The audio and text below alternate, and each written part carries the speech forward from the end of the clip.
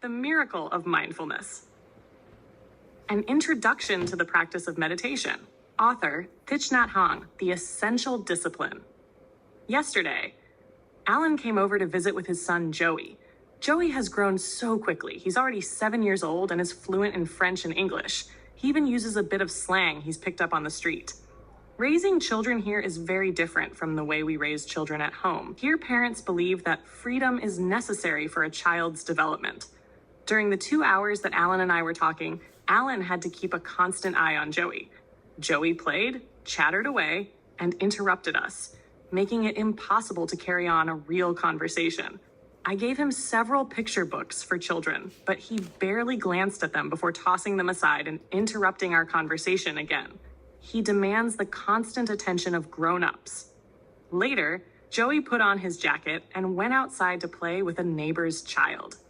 I asked Alan, "Do you find family life easy?" Alan didn't answer directly. He said that during the past few weeks since the birth of Anna, he had been unable to sleep any length of time. During the night, Sue wakes him up and, because she is too tired herself, asks him to check to make sure Anna is still breathing. I get up and look at the baby and then come back and fall asleep again. Sometimes the ritual happens 2 or 3 times a night. Is family life easier than being a bachelor? I asked. Alan didn't answer directly, but I understood. I asked another question. A lot of people say that if you have a family, you're less lonely and have more security. Is that true? Alan nodded his head and mumbled something softly, but I understood. Then Alan said, "I've discovered a way to have a lot more time. In the past, I used to look at my time as if it were divided into several parts. One part I reserved for Joey, another part was for Sue, another part to help with Anna, another part for household work. The time left over I considered my own. I could read, write, do research, go for walks. But now I try not to divide time into parts anymore. I consider my time with Joey and Sue as my own time. When I help Joey with his homework, I try to find ways of seeing his time as my own time. I go through his lesson with him, sharing his presence and finding ways to be interested in what we do during that time. The time for him becomes my own time. The same with Sue. The remarkable thing is that now I have unlimited time for myself." Alan smiled as he spoke. I was surprised. I knew that Alan hadn't learned this from reading any books. This was something he had discovered for himself in his own daily life. Washing the dishes to wash the dishes. 30 years ago, when I was still a novice at Tuhio Pagoda, washing the dishes was hardly a pleasant task. During the season of retreat, when all the monks returned to the monastery, 2 novices had to do all the cooking and wash the dishes for sometimes well over 100 monks. There was no soap. We had only ashes, rice husks, and coconut husks, and that was all. Cleaning such a high stack of bowls was a chore, especially during the winter when the water was freezing cold. Then you had to heat up a big pot of water before you could do any scrubbing. Nowadays, one stands in a kitchen equipped with liquid soap, special scrub pads, and even running hot water, which makes it all the more agreeable. It is easier to enjoy washing the dishes now. Anyone can wash them in a hurry, then sit down and enjoy a cup of tea afterwards. I can see a machine for washing clothes, although I wash my own things out by hand, but a dishwashing machine is going just a little too far. While washing the dishes, one should only be washing the dishes, which means that while washing the dishes, one should be completely aware of the fact that one is washing the dishes. At first glance, that might seem a little silly. Why put so much stress on a simple thing? But that's precisely the point. The fact that I am standing there and washing these bowls is a wondrous reality. I'm being completely myself, following my breath, conscious of my presence, and conscious of my thoughts and actions. There's no way I can be tossed around mindlessly like a bottle slapped here and there on the waves. The cup in your hands. In the United States, I have a close friend named Jim Forrest. When I first met him 8 years ago, he was working with the Catholic Peace Fellowship. Last winter, Jim came to visit. I usually wash the dishes after we've finished the evening meal, before sitting down and drinking tea with everyone else. One night, Jim asked if he might do the dishes. I said, "Go ahead, but if you wash the dishes, you must know the way to wash them." Jim replied, "Come on, you think I don't know how to wash the dishes?" I answered, "There are 2 ways to wash the dishes. The first is to wash the dishes in order to have clean dishes, and the second is to wash the dishes in order to wash the dishes." Jim was delighted and said, "I choose the second way, to wash the dishes to wash the dishes." From then on, Jim knew how to wash the dishes. I transferred the responsibility to him for an entire week. If while washing dishes, we think only of the cup of tea that awaits us, thus hurrying to get the dishes out of the way as if they were a nuisance, then we are not washing the dishes to wash the dishes. What's more, we are not alive during the time we are washing the dishes. In fact, we are completely incapable of realizing the miracle of life while standing at the sink. If we can't wash the dishes, the chances are we won't be able to drink our tea either. While drinking the cup of tea, we will only be thinking of other things, barely aware of the cup in our hands. Thus, we are sucked away into the future, and we are incapable of actually living 1 minute of life. Eating a tangerine. I remember a number of years ago, when Jim and I were first traveling together in the United States, we sat under a tree and shared a tangerine. He began to talk about what we would be doing in the future. Whenever we thought about a project that seemed attractive or inspiring, Jim became so immersed in it that he literally forgot about what he was doing in the present. He popped a section of tangerine in his mouth, and before he had begun chewing it, had another slice ready to pop into his mouth again. He was hardly aware he was eating a tangerine. All I had to say was, "You ought to eat the tangerine section you've already taken." Jim was startled into realizing what he was doing. It was as if he hadn't been eating the tangerine at all. If he had been eating anything, he was eating his future plans. A tangerine has sections. If you can eat just one section, you can probably eat the entire tangerine. But if you can't eat a single section, you cannot eat the tangerine. Jim understood. He slowly put his hand down and focused on the presence of the slice already in his mouth. He chewed it thoughtfully before reaching down and taking another section. Later, when Jim went to prison for activities against the war, I was worried about whether he could endure the 4 walls of prison and sent him a very short letter. "Do you remember the tangerine we shared when we were together? Your being there is like the tangerine. Eat it and be one with it. Tomorrow, it will be no more." More than 30 years ago, when I first entered the monastery, the monks gave me a small book called The Essential Discipline for Daily Use, written by the Buddhist monk Dakta from Baosan Pagoda, and they told me to memorize it. It was a thin book. It couldn't have been more than 40 pages, but it contained all the thoughts Dakta used to awaken his mind while doing any task. When he woke up in the morning, his first thought was, "Just awakened. I hope that every person will attain great awareness and see in complete clarity." When he washed his hands, he used this thought to place himself in mindfulness. "Washing my hands, I hope that every person will have pure hands to receive reality." The book is comprised entirely of such sentences. Their goal was to help the beginning practitioner take hold of his own consciousness. The Zen Master doc. That helped all of us young novices to practice, in a relatively easy way, those things which are taught in the Sutra of Mindfulness.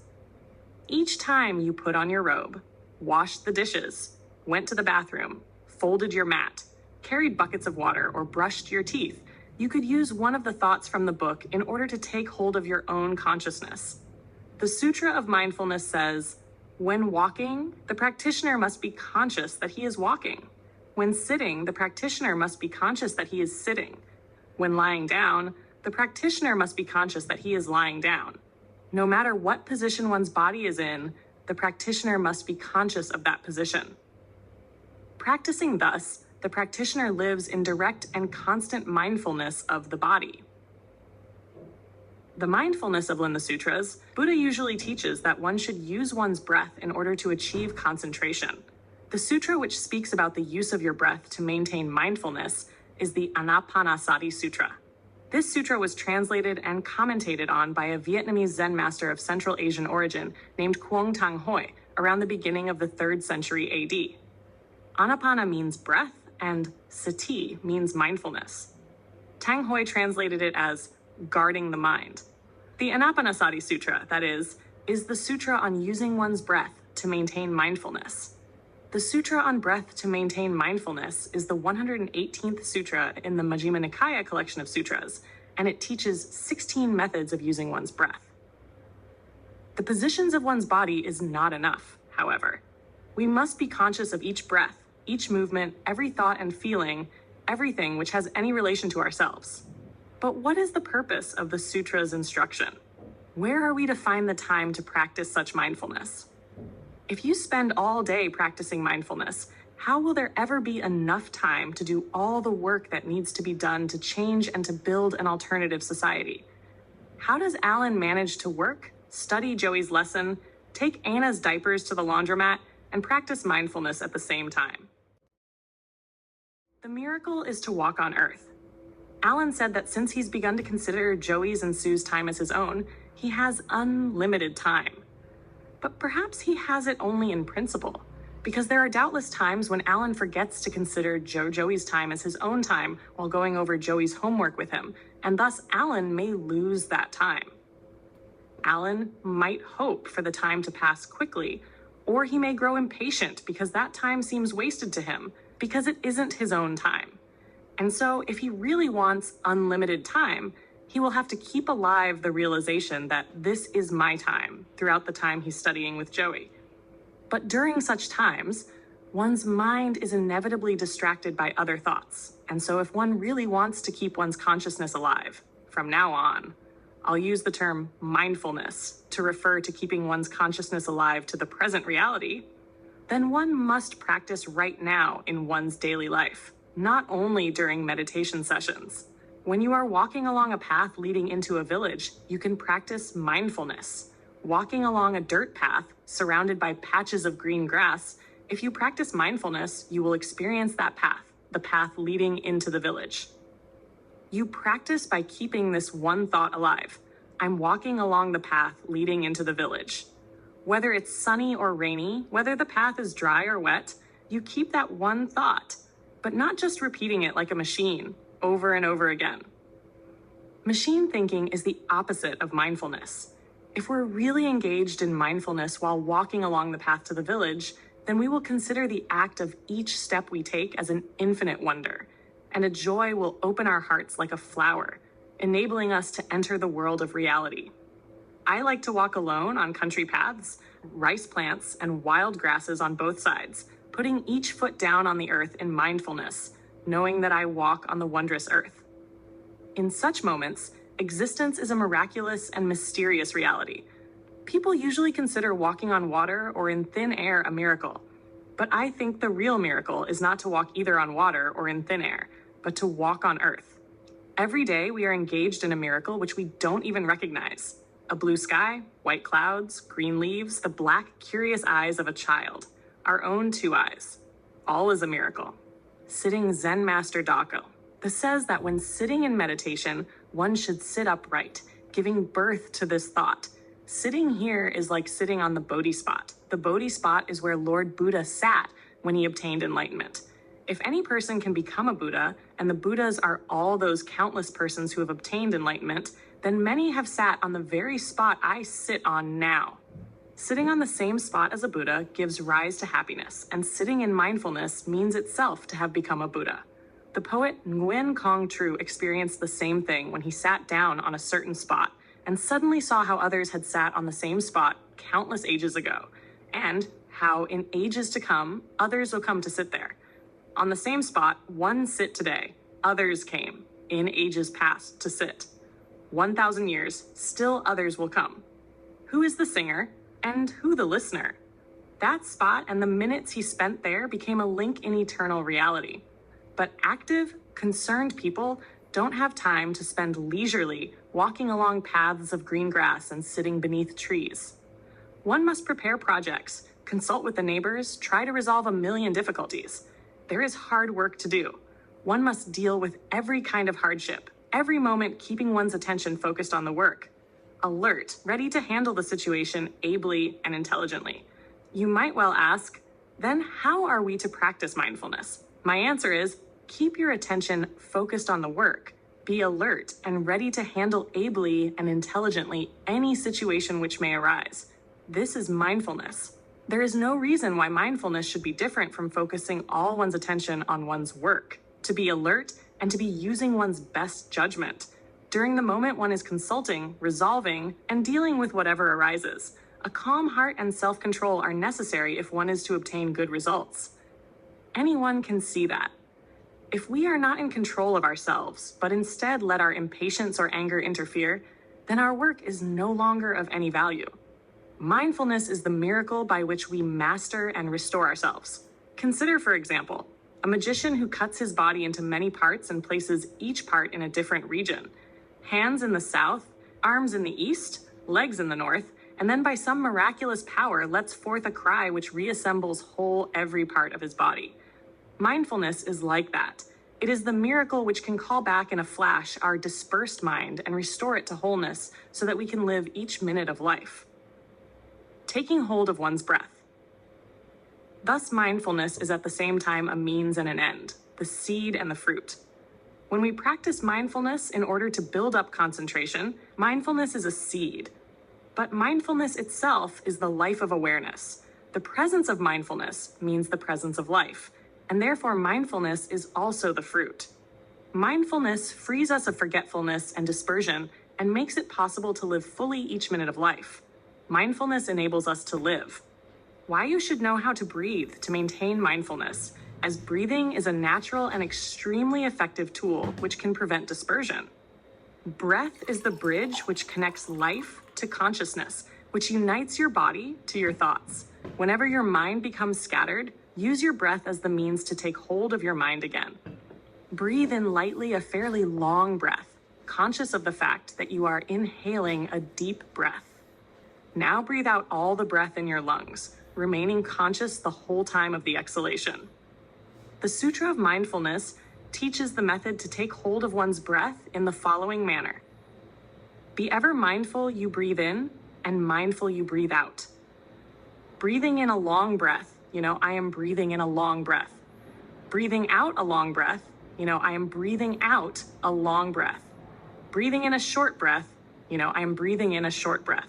Breathing out a short breath, I am breathing out a short breath. Experiencing a whole breath body, I shall breathe in. Thus, you train yourself. Experiencing the whole breath body, I shall breathe out. Thus, you train yourself. Calming the activity of the breath body, I shall breathe in. Thus, you train yourself. Calming the activity of the breath body, I shall breathe out. Thus, you train yourself. In a Buddhist monastery, everyone learns to use breath as a tool to stop mental dispersion and to build up concentration power. Concentration power is the strength which comes from practicing mindfulness. It is the concentration which can help one obtain the Great Awakening. When a worker takes hold of his own breath, he has already become awakened. In order to maintain mindfulness throughout a long period, we must continue to watch our breath. It is autumn here, and the golden leaves falling one by one are truly beautiful. Taking a 10-minute walk in the woods, watching my breath and maintaining mindfulness, I feel refreshed and restored. Like that, I can really enter into a communion with each leaf. Of course, walking alone on a country path, it is easier to maintain mindfulness. If there's a friend by your side, not talking but also watching his breath, then you can continue to maintain mindfulness without difficulty. But if the friend at your side begins to talk, it becomes a little more difficult. If, in your mind, you think, I wish this fellow would quit talking so I could concentrate, you have already lost your mindfulness. But if you think, instead, if he wishes to talk, I will answer, but I will continue in mindfulness, aware of the fact that we are walking along this path together, aware of what we say, I can continue to watch my breath as well. If you can give rise to that thought, you will be continuing in mindfulness. It is harder to practice in such situations than when you are alone. But if you continue to practice nonetheless, you will develop the ability to maintain much greater concentration. There is a line from a Vietnamese folk song that says, hardest of all is to practice the way at home, second in the crowd, and third in the pagoda. It is only in an active and demanding situation that mindfulness really becomes a challenge. Counting one's breath and following one's breath. In the meditation sessions I recently began for non-Vietnamese, I usually suggest various methods that I myself have tried, methods that are quite simple. I suggest to beginners the method of following the length of the breath. The student lies, back down, on the floor. Then I invite all of the participants to gather around so I can show them a few simple points. Although inhaling and exhaling are the work of the lungs and take place in the chest area, the stomach area also plays a role. The stomach rises with the filling of the lungs. At the beginning of the breath, the stomach begins to push out. But after inhaling about 2/3 of the breath, it starts to lower again. Why? Between your chest and stomach, there is a muscular membrane, the diaphragm. When you breathe in correctly, the air fills the lower part of the lungs first. Before the upper lungs fill with air, the diaphragm pushes down on the stomach, causing the stomach to rise. When you have filled your upper lungs with air, the chest pushes out and causes the stomach to lower again. That is why, in former times, people spoke of the breath as originating at the navel and terminating at the nostrils. For beginners, lying down to practice breathing is very helpful. The important thing is to guard against making too much of an effort. Too great an effort can be dangerous for the lungs, especially when the lungs are weak from many years of incorrect breathing. In the beginning, the practitioner should lie on his or her back on a thin mat or blanket, the two arms loosely at the sides.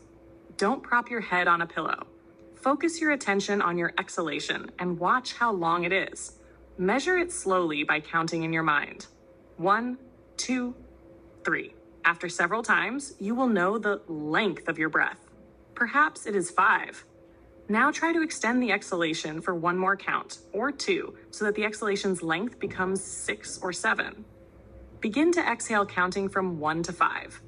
When you reach 5, rather than immediately inhaling as before, try to extend the exhalation to 6 or 7. This way, you will empty your lungs of more air. When you have finished exhaling, pause for an instant to let your lungs take in fresh air on their own. Let them take in just as much air as they want without making any effort. The inhalation will normally be shorter than the exhalation. Keep a steady count in your mind to measure the length of both. Practice several weeks like this, remaining mindful of all your exhalations and inhalations while lying down. If you have a clock with a loud tick, you can use it to help you keep track of the length of your inhalation and exhalation. Continue to measure your breath while walking, sitting, standing, and especially whenever you are outdoors. While walking, you might use your steps to measure your breath. After a month or so, the difference between the length of your exhalation and inhalation will lessen, gradually evening out until they are of equal measure. If the length of your exhalation is 6, the inhalation will also be 6. If you feel at all tired while practicing, stop at once. But even if you do not feel tired, don't prolong the practice of long, equal breaths beyond short periods of time. 10 to 20 breaths are enough. The moment you feel the least fatigue, return your breathing to normal. Fatigue is an excellent mechanism of our bodies and the best advisor as to whether one should rest or continue. In order to measure your breath, you can count or use a rhythmic phrase that you like. If the length of your breath is 6, you might use, instead of numbers, the 6 words, "My heart is now at peace." If the length is 7, you might use, "I walk on the new green earth." A Buddhist might say, "I take refuge in the Buddha." For a Christian, it could be, "Our Father who art in heaven." When you are walking, each step should correspond to one word. Quiet breathing. Why our breath should be light, even, and flowing, like a thin stream of water running through the sand. Why our breath should be very quiet, so quiet that a person sitting next to you cannot hear it. Your breathing should flow gracefully, like a river, like a water snake crossing the water, and not like a chain of rugged mountains or the gallop of a horse. To master our breath is to be in control of our bodies and minds. Each time we find ourselves dispersed and find it difficult to gain control of ourselves by different means, the method of watching the breath should always be used. The instant you sit down to meditate, begin watching your breath. At first, breathe normally, gradually letting your breathing slow down until it is quiet, even, and the lengths of the breaths are fairly long. From the moment you sit down to the moment your breathing has become deep and silent, be conscious of everything that is happening in yourself. As the Buddhist Sutra of Mindfulness says, breathing in a long breath I am breathing in a long breath. Breathing out a long breath, the practitioner knows I am breathing out a long breath. Breathing in a short breath, I am breathing in a short breath. Breathing out a short breath, I am breathing out a short breath. Experiencing the whole breath body, I shall breathe in. Thus you train yourself. Experiencing the whole breath body, I shall breathe out. Thus you train yourself. Calming the activity of the breath body, I shall breathe in. Thus you train yourself. Calming the activity of the breath body, I shall breathe out. Thus you train yourself. After about 10 to 20 minutes, your thoughts will have quieted down like a pond on which not even a ripple stirs. Counting your breath. Making your breath calm and even is called the method of following one's breath. If it seems hard at first, you can substitute the method of counting your breath. As you breathe in, count 1 in your mind, and as you breathe out, count 1. Breathe in, count 2. Breathe out, count 2. Continue through 10, then return to 1 again. This counting is like a string which attaches your mindfulness to your breath. This exercise is the beginning point in the process of becoming continuously conscious of your breath. Without mindfulness, however, you will quickly lose count. When the count is lost, simply return to 1 and keep trying until you can keep the count correctly. Once you can truly focus your attention on the counts, you have reached the point at which you can begin to abandon the counting method and begin to concentrate solely on the breath itself. In those moments when you are upset or dispersed and find it difficult to practice mindfulness, return to your breath. Taking hold of your breath is itself mindfulness. Your breath is the wondrous method of taking hold of your consciousness. As one religious community says in its rule, one should not lose oneself in mind dispersion or in one's surroundings. Learn to practice breathing in order to regain control of body and mind, to practice mindfulness, and to develop concentration and wisdom. Every act is a rite. Suppose there is a towering wall from the top of which one can see vast distances, but there is no apparent means to climb it, only a thin piece of thread hanging over the top and coming down both sides. A clever person will tie a thicker string onto one end of the thread, walk over to the other side of the wall, then pull on the thread, bringing the string to the other side. Then he will tie the end of the string to a strong rope and pull the rope over.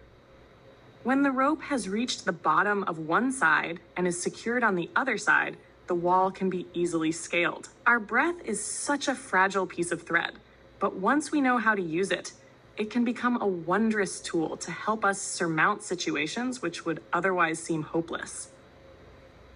Our breath is the bridge from our body to our mind, the element which reconciles our body and mind and which makes possible oneness of body and mind. Breath is aligned to both body and mind, and it alone is the tool which can bring them both together, illuminating both and bringing both peace and calm. Many persons and books discuss the immense benefits that result from correct breathing. They report that a person who knows how to breathe is a person who knows how to build up endless vitality. Breath builds up the lungs, strengthens the blood, and revitalizes every organ in the body. They say that proper breathing is more important than food. And all of these statements are correct. Why, years ago, I was extremely ill. After several years of taking medicine and undergoing medical treatment, my condition was unimproved. So I turned to the method of breathing, and thanks to that, was able to heal myself. Breath is a tool. Breath itself is mindfulness. The use of breath as a tool may help one obtain immense benefits, but these cannot be considered as ends in themselves. These benefits are only the byproducts of the realization of mindfulness. In my small class in meditation for non-Vietnamese, there are many young people. I've told them that if each one can meditate an hour each day, that's good, but it's nowhere near enough. You've got to practice meditation when you walk, stand, lie down, sit, and work. While washing your hands, washing the dishes, sweeping the floor, drinking tea, talking to friends, or whatever you are doing. While washing the dishes, you might be thinking about the tea afterwards, and so try to get them out of the way as quickly as possible in order to sit and drink tea. But that means that you are incapable of living during the time you are washing the dishes. When you are washing the dishes must be the most important thing in your life. Just as when you're drinking tea must be the most important thing in your life. When you're using the toilet, let that be the most important thing in your life. And so on. Chopping wood is meditation. Carrying water is meditation. Be mindful 24 hours a day, not just during the 1 hour you may allot for formal meditation or reading scripture and reciting prayers. Each act must be carried out in mindfulness. Each act is a rite, a ceremony. Raising your cup of tea to your mouth is a rite. Does the word rite seem too solemn? I use that word in order to jolt you into the realization of the life and death matter of awareness. 3 a day of mindfulness. Every day and every hour, one should practice mindfulness. That's easy to say, but to carry it out in practice is not. That's why I suggest to those who come to the meditation sessions that each person should try hard to reserve 1 day out of the week to devote entirely to their practice of mindfulness. In principle, of course, every day should be your day, and every hour your hour. But the fact is that very few of us have reached such a point. We have the impression that our family, place of work, and society rob us of all our time. So I urge that everyone set aside 1 day each week. Saturday, perhaps. If it is Saturday, then Saturday must be entirely your day, a day during which you are completely the master. Then Saturday will be the lever that will lift you to the habit of practicing mindfulness. Every worker in a peace or service community, no matter how urgent its work, has the right to such a day. For without it, we will lose ourselves quickly in a life full of worry and action, and our responses will become increasingly useless. Whatever the day chosen, it can be considered as the day of mindfulness. To set up a day of mindfulness, figure out a way to remind yourself at the moment of waking that this day is your day of mindfulness. You might hang something on the ceiling or on the wall, a paper with the word mindfulness, or a pine branch, anything that will suggest to you as you open your eyes and see it that today is your day of mindfulness. Today is your day. Remembering that, perhaps you can feel a smile which affirms that you are in complete mindfulness, a smile that nourishes that perfect mindfulness. While still lying in bed, begin slowly to follow your breath, slow, long, and conscious breaths. Then slowly rise from bed. Instead of turning out all at once as usual, have nourishing mindfulness by every motion. Once up, brush your teeth, wash your face, and do all your morning activities in a calm and relaxing way, each movement done in mindfulness. Follow your breath, take hold of it, and don't let your thoughts scatter. Each movement should be done calmly. Measure your steps with quiet, long breaths. Maintain a half smile. Spend at least a half hour taking a bath. Bathe slowly and mindfully so that by the time you have finished, you feel light and refreshed. Afterwards, you might do household work, such as washing dishes, dusting and wiping off the tables, scrubbing the kitchen floor, arranging books on their shelves. Whatever the tasks, do them slowly and with ease in mindfulness. Don't do any task in order to get it over with. Resolve to do each job in a relaxed way with all your attention. Enjoy and be one with your work. Without this, the day of mindfulness will be of no value at all. The feeling that any task is a nuisance will soon disappear if it is done in mindfulness. Take the example of the Zen Masters. No matter what task or motion they undertake, they do it slowly and evenly, without reluctance. For those who are just beginning to practice, it is best to maintain a spirit of silence throughout the day. That doesn't mean that on the day of mindfulness, you shouldn't speak at all. You can talk. You can even go ahead and sing.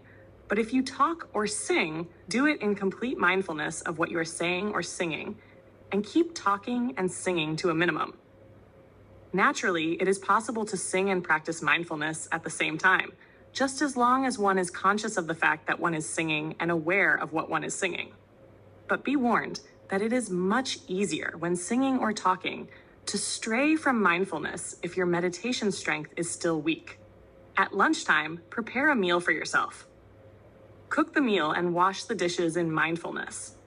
In the morning, after you have cleaned and straightened up your house, and in the afternoon, after you have worked in the garden or watched clouds or gathered flowers, prepare a pot of tea to sit and drink in mindfulness. Allow yourself a good length of time to do this. Don't drink your tea like someone who gulps down a cup of coffee during a work break. Drink your tea slowly and reverently, as if it is the axis on which the whole earth revolves, slowly, evenly, without rushing toward the future. Live the actual moment. Only this actual moment is life. Don't be attached to the future. Don't worry about things you have to do. Don't think about getting up or taking off to do anything. Don't think about departing. Be a bud sitting quietly in the hedge at Chidar. Be a smile, one part of wondrous existence. Stand here. There is no need to depart. This homeland is as beautiful as the homeland of our childhood and Bumplius. Do not harm it, please, and continue to sing. Butterfly over the field of golden mustard flowers. In the evening, you might read scripture and copy passages, write letters to friends, or do anything else you enjoy outside of your normal duties during the week. But whatever you do, do it in mindfulness. Eat only a little for the evening meal. Later, around 10 or 11 o'clock, as you sit in meditation, you will be able to sit more easily on an empty stomach. Afterwards, you might take a slow walk in the fresh night air, following your breath in mindfulness and measuring the length of your breaths by your steps. Finally, return to your room and sleep in mindfulness. Somehow, we must find a way to allow each worker a day of mindfulness. Such a day is crucial. Its effect on the other days of the week is immeasurable. 10 years ago, thanks to such a day of mindfulness, Chu Vi An and our other sisters and brothers in the Tiepian order were able to guide themselves through many difficult times. After only 3 months of observing such a day of mindfulness once a week, I know that you will see a significant change in your life. The day of mindfulness will begin to penetrate the other days of the week, enabling you to eventually live 7 days a week in mindfulness. I'm sure you agree with me on the day of mindfulness's importance. For the pebble. Why should you meditate? First of all, because each of us needs to realize total rest. Even a night of sleep doesn't provide total rest. Twisting and turning, the facial muscles tense, all the while dreaming. Hardly rest. Nor is lying down rest when you still feel restless and twist and turn. Lying on your back, with your arms and legs straight but not stiff, your head unsupported by a pillow. This is a good position to practice breathing and to relax all the muscles. But this way, it is also easier to fall asleep. You cannot go as far in meditation lying down as by sitting. It is possible to find total rest in a sitting position and in turn to advance deeper in meditation in order to resolve the worries and troubles that upset and block your consciousness. Among our workers in Vietnam, there are many who can sit in the lotus position, the left foot placed on the right thigh and the right foot placed on the left thigh. Others can sit in the half lotus, the left foot placed on the right thigh, or the right foot placed on the left thigh. In our meditation class in Paris, there are people who do not feel comfortable in either of the above two positions. And so I have shown them how to sit in the Japanese manner, the knees bent, resting on their 2 legs. By placing a pillow beneath one's feet, it is possible to sit that way for more than an hour and a half. Even so, anyone can learn to sit in the half lotus, though at the beginning it may be somewhat painful. But after a few weeks of practice, the position gradually becomes quite comfortable. During the initial period, when the pain can be bothersome, alternate the position of the legs or change to another sitting position. If one sits in the lotus or half lotus position, it is necessary to use a cushion to sit on so that both knees touch the floor. The 3 points of bodily contact with the floor created by this position provide an extremely stable position. Keep your back straight. This is very important. The neck and head should be aligned with the spinal column. They should be straight, but not stiff or wood-like. Keep your eyes focused a yard or 2 in front of you. If you can, maintain a half smile. Now begin to follow your breath and to relax all of your muscles.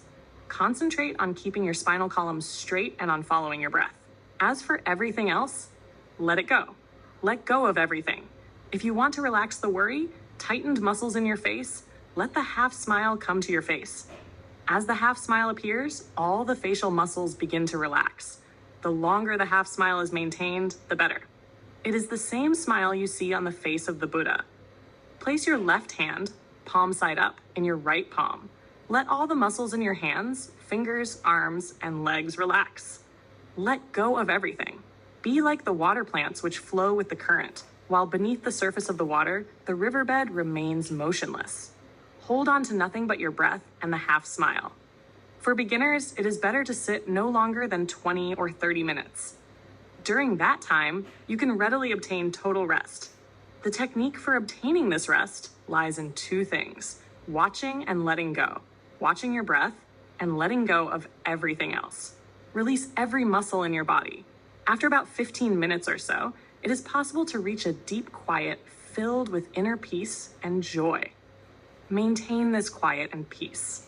Some people look on meditation as a toil and want the time to pass quickly in order to rest afterwards. Such persons do not know how to sit yet.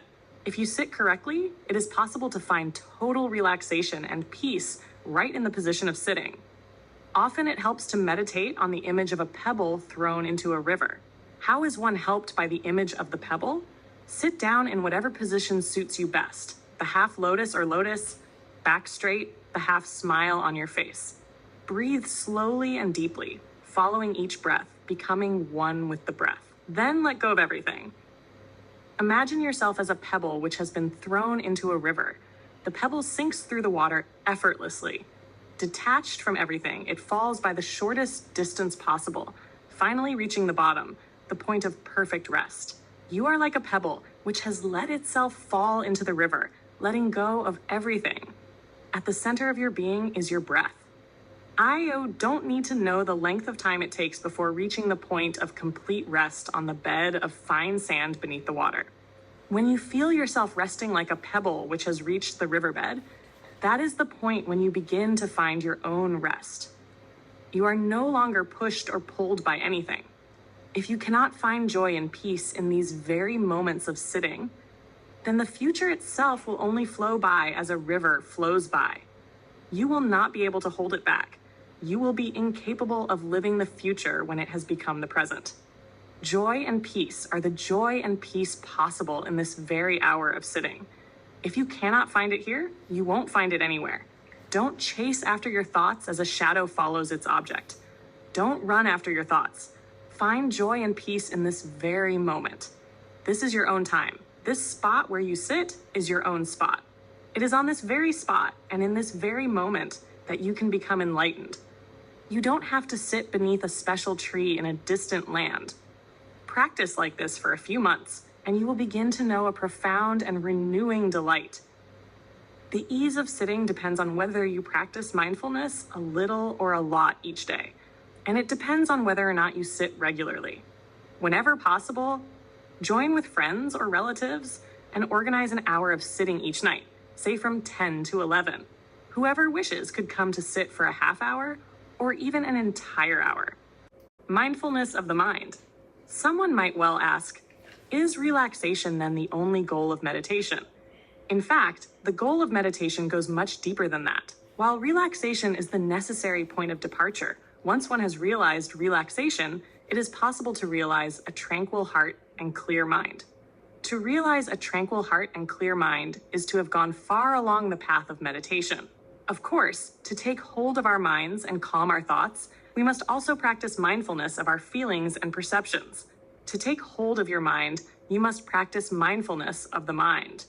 You must know how to observe and recognize the presence of every feeling and thought which arises in you. The Zen Master Thuong Chiu wrote, "If the practitioner knows his own mind clearly, he will obtain results with little effort. But if he does not know anything about his own mind, all of his effort will be wasted." If you want to know your own mind, there is only one way: to observe and recognize everything about it. This must be done at all times during your day-to-day life, no less than during the hour of meditation. During meditation, various feelings and thoughts may arise. If you don't practice mindfulness of the breath, these thoughts will soon lure you away from mindfulness. But the breath isn't simply a means by which to chase away such thoughts and feelings. Breath remains the vehicle to unite body and mind and to open the gate to wisdom. When a feeling or thought arises, your intention should not be to chase it away.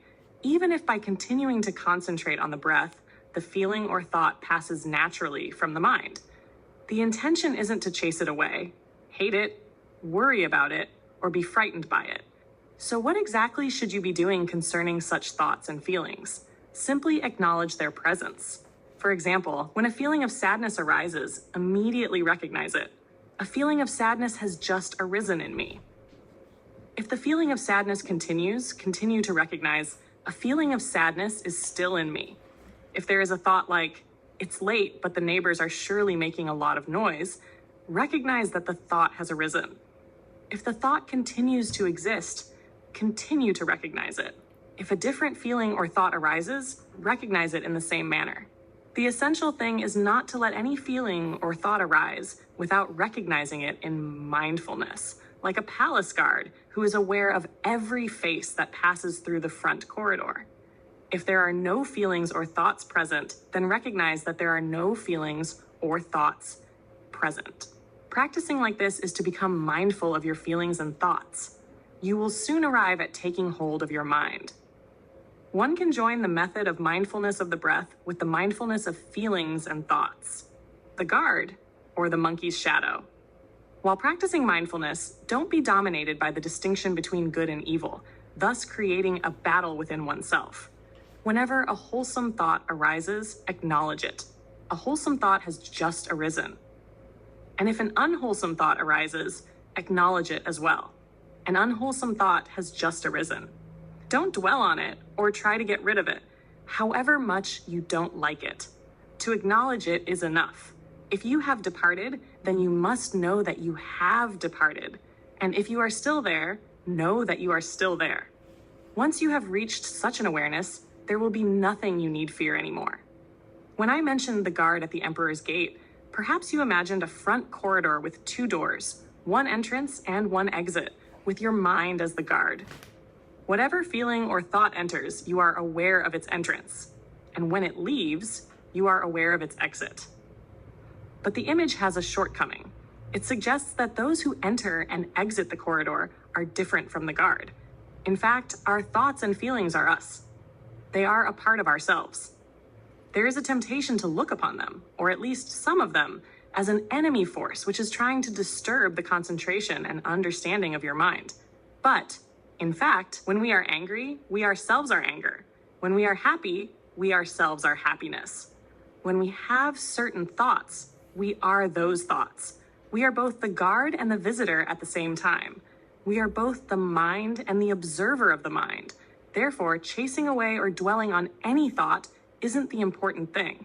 The important thing is to be aware of the thought. This observation is not an objectification of the mind. It does not establish distinction between subject and object. Mind does not grab onto mind.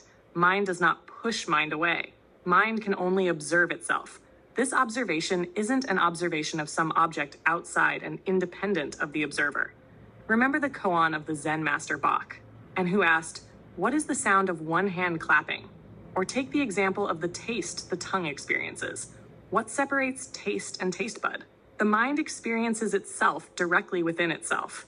This is of special importance, and so in the Sutra of Mindfulness, Buddha always uses the phrasing, mindfulness of feeling in feeling, mindfulness of mind in mind. Some have said that the Buddha used this phrasing in order to put emphasis on such words as feeling and mind, but I don't think they have fully grasped the Buddha's intention.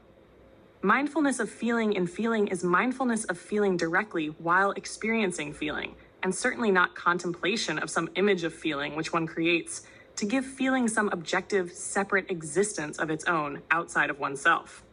Descriptive words make it sound like a riddle or paradox or tongue twister. Mindfulness of feeling in feeling is the mind experiencing mindfulness of the mind in the mind. The objectivity of an outside observer to examine something is the method of science, but it is not the method of meditation.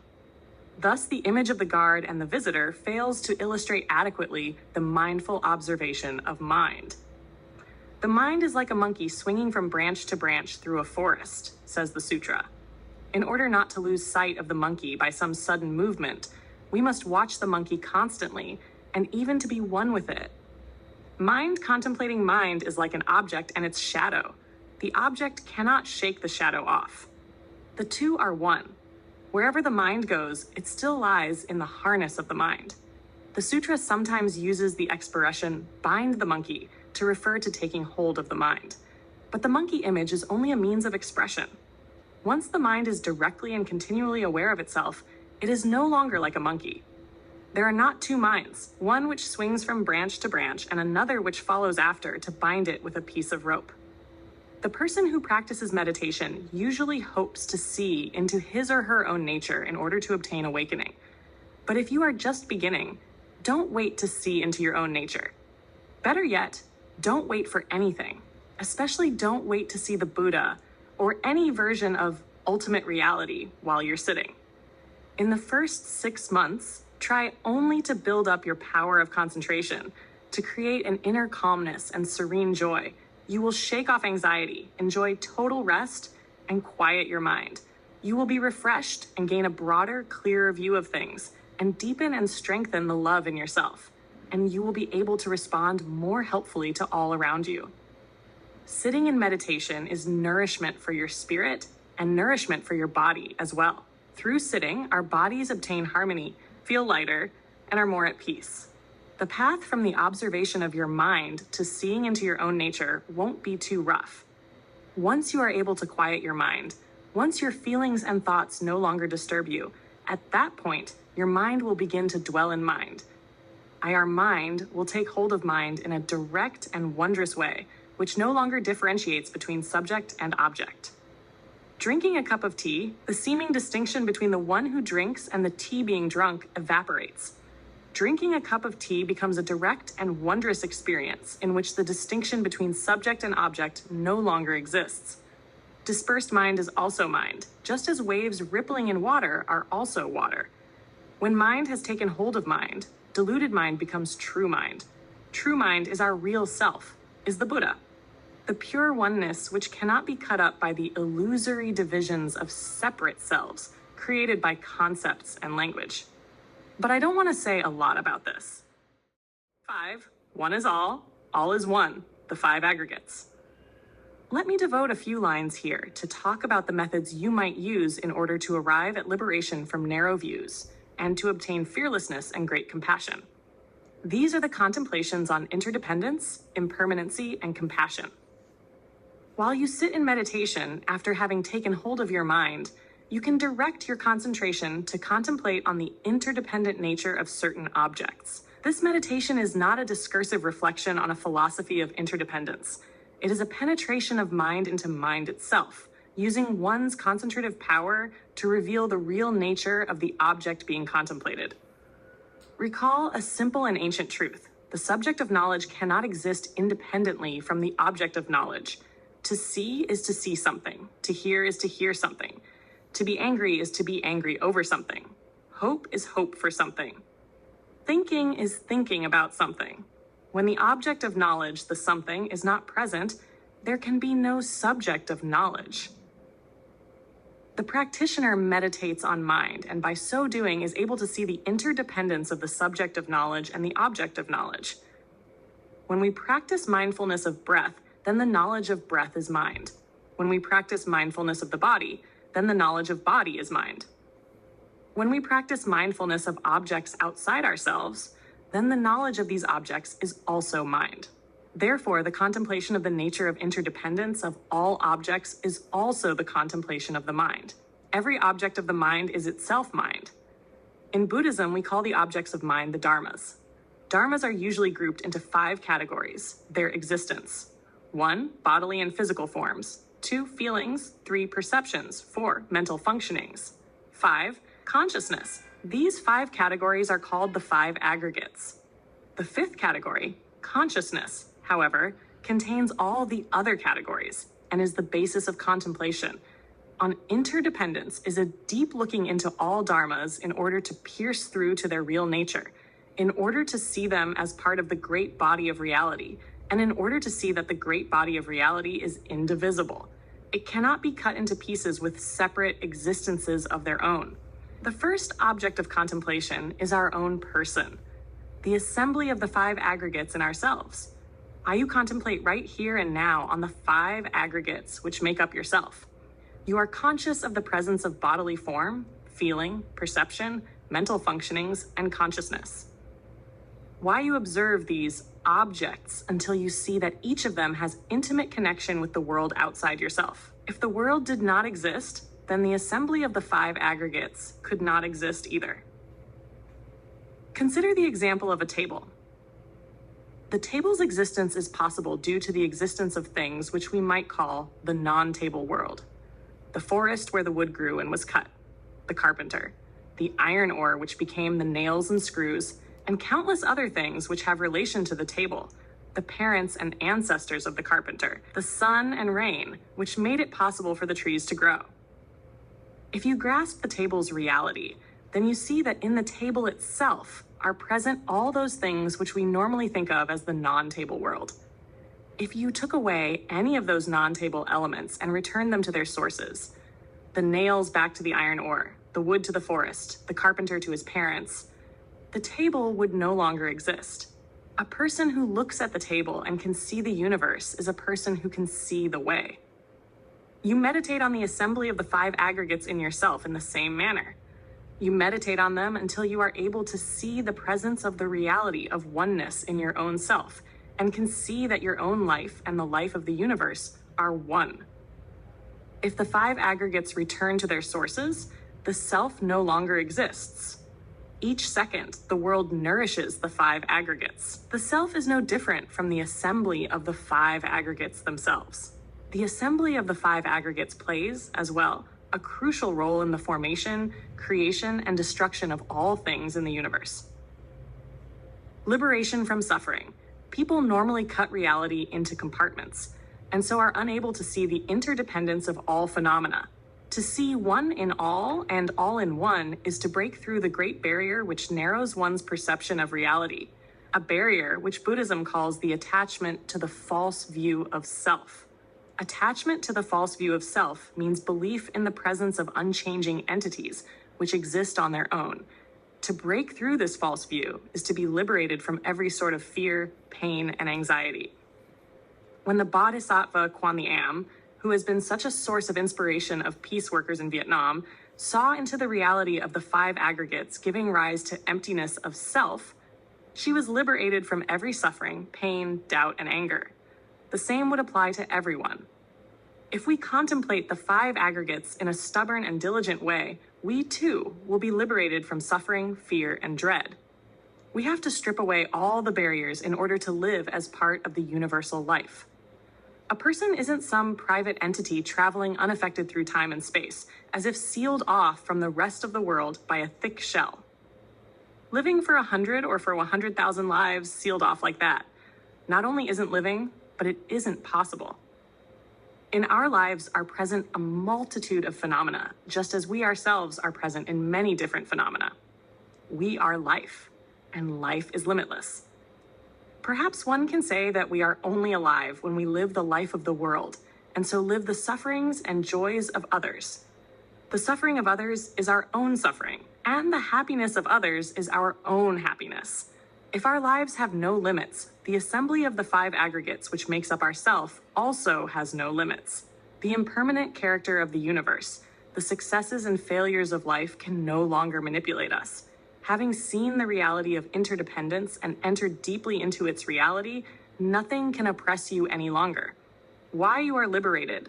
Sit in the lotus position, observe your breath, and ask one who has died for others. Meditation on interdependence is to be practiced constantly, not only while sitting, but as an integral part of our involvement in all ordinary tasks. We must learn to see that the person in front of us is ourself and that we are that person. We must be able to see the process of interorigination and interdependence of all events, both those which are happening and those which will happen. A ride on the waves of birth and death, I cannot leave out the problem of life and death. Many young people and others have come out to serve others and to labor for peace through their love for all who are suffering. They are always mindful of the fact that the most important question is the question of life and death, but often not realizing that life and death are but 2 faces of one reality. Once we realize that we will have the courage to encounter both of them. When I was only 19 years old, I was assigned by an older monk to meditate on the image of a corpse in the cemetery. but I found it very hard to take and resisted the meditation. Now I no longer feel that way. Then I thought that such a meditation should be reserved for older monks. But since then, I have seen many young soldiers lying motionless beside one another, some only 13, 14, and 15 years old. They had no preparation or readiness for death. Now I see that if one doesn't know how to die, one can hardly know how to live, because death is a part of life.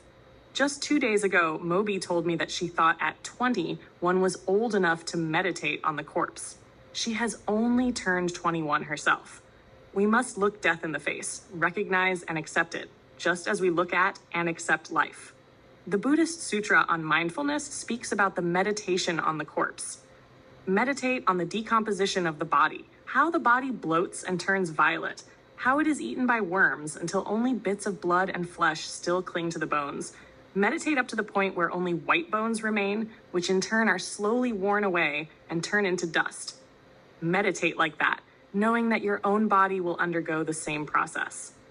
Meditate on the corpse until you are calm and at peace, until your mind and heart are light and tranquil, and a smile appears on your face.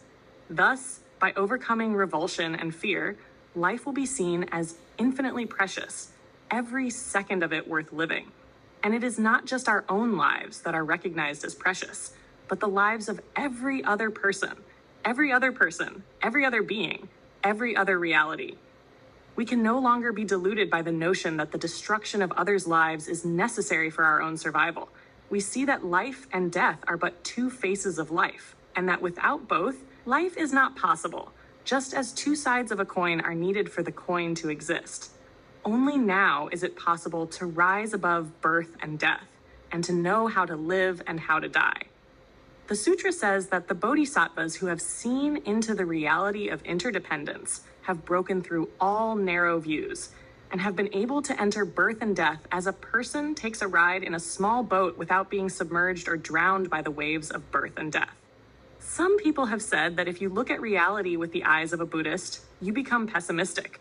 But to think in terms of either pessimism or optimism oversimplifies the truth. The problem is to see reality as it is. A pessimistic attitude can never create the calm and serene smile, which blossoms on the lips of the bodhisattvas and all others who obtain the way.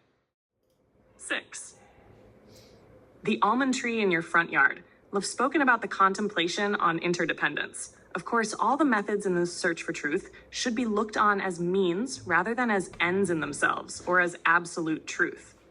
The meditation on interdependence is intended to remove the false barriers of discrimination so that one can enter into the universal harmony of life.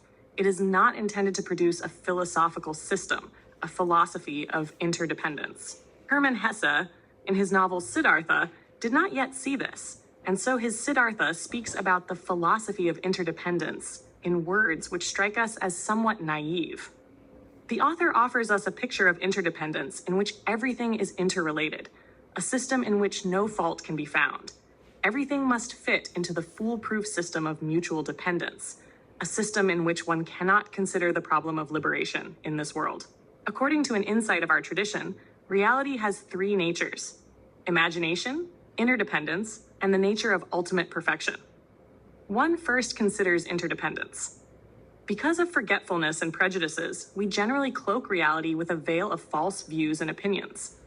This is seeing reality through imagination.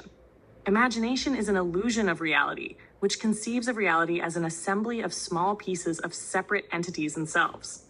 In order to break through, the practitioner meditates on the nature of interdependence, or the interrelatedness of phenomena in the processes of creation and destruction.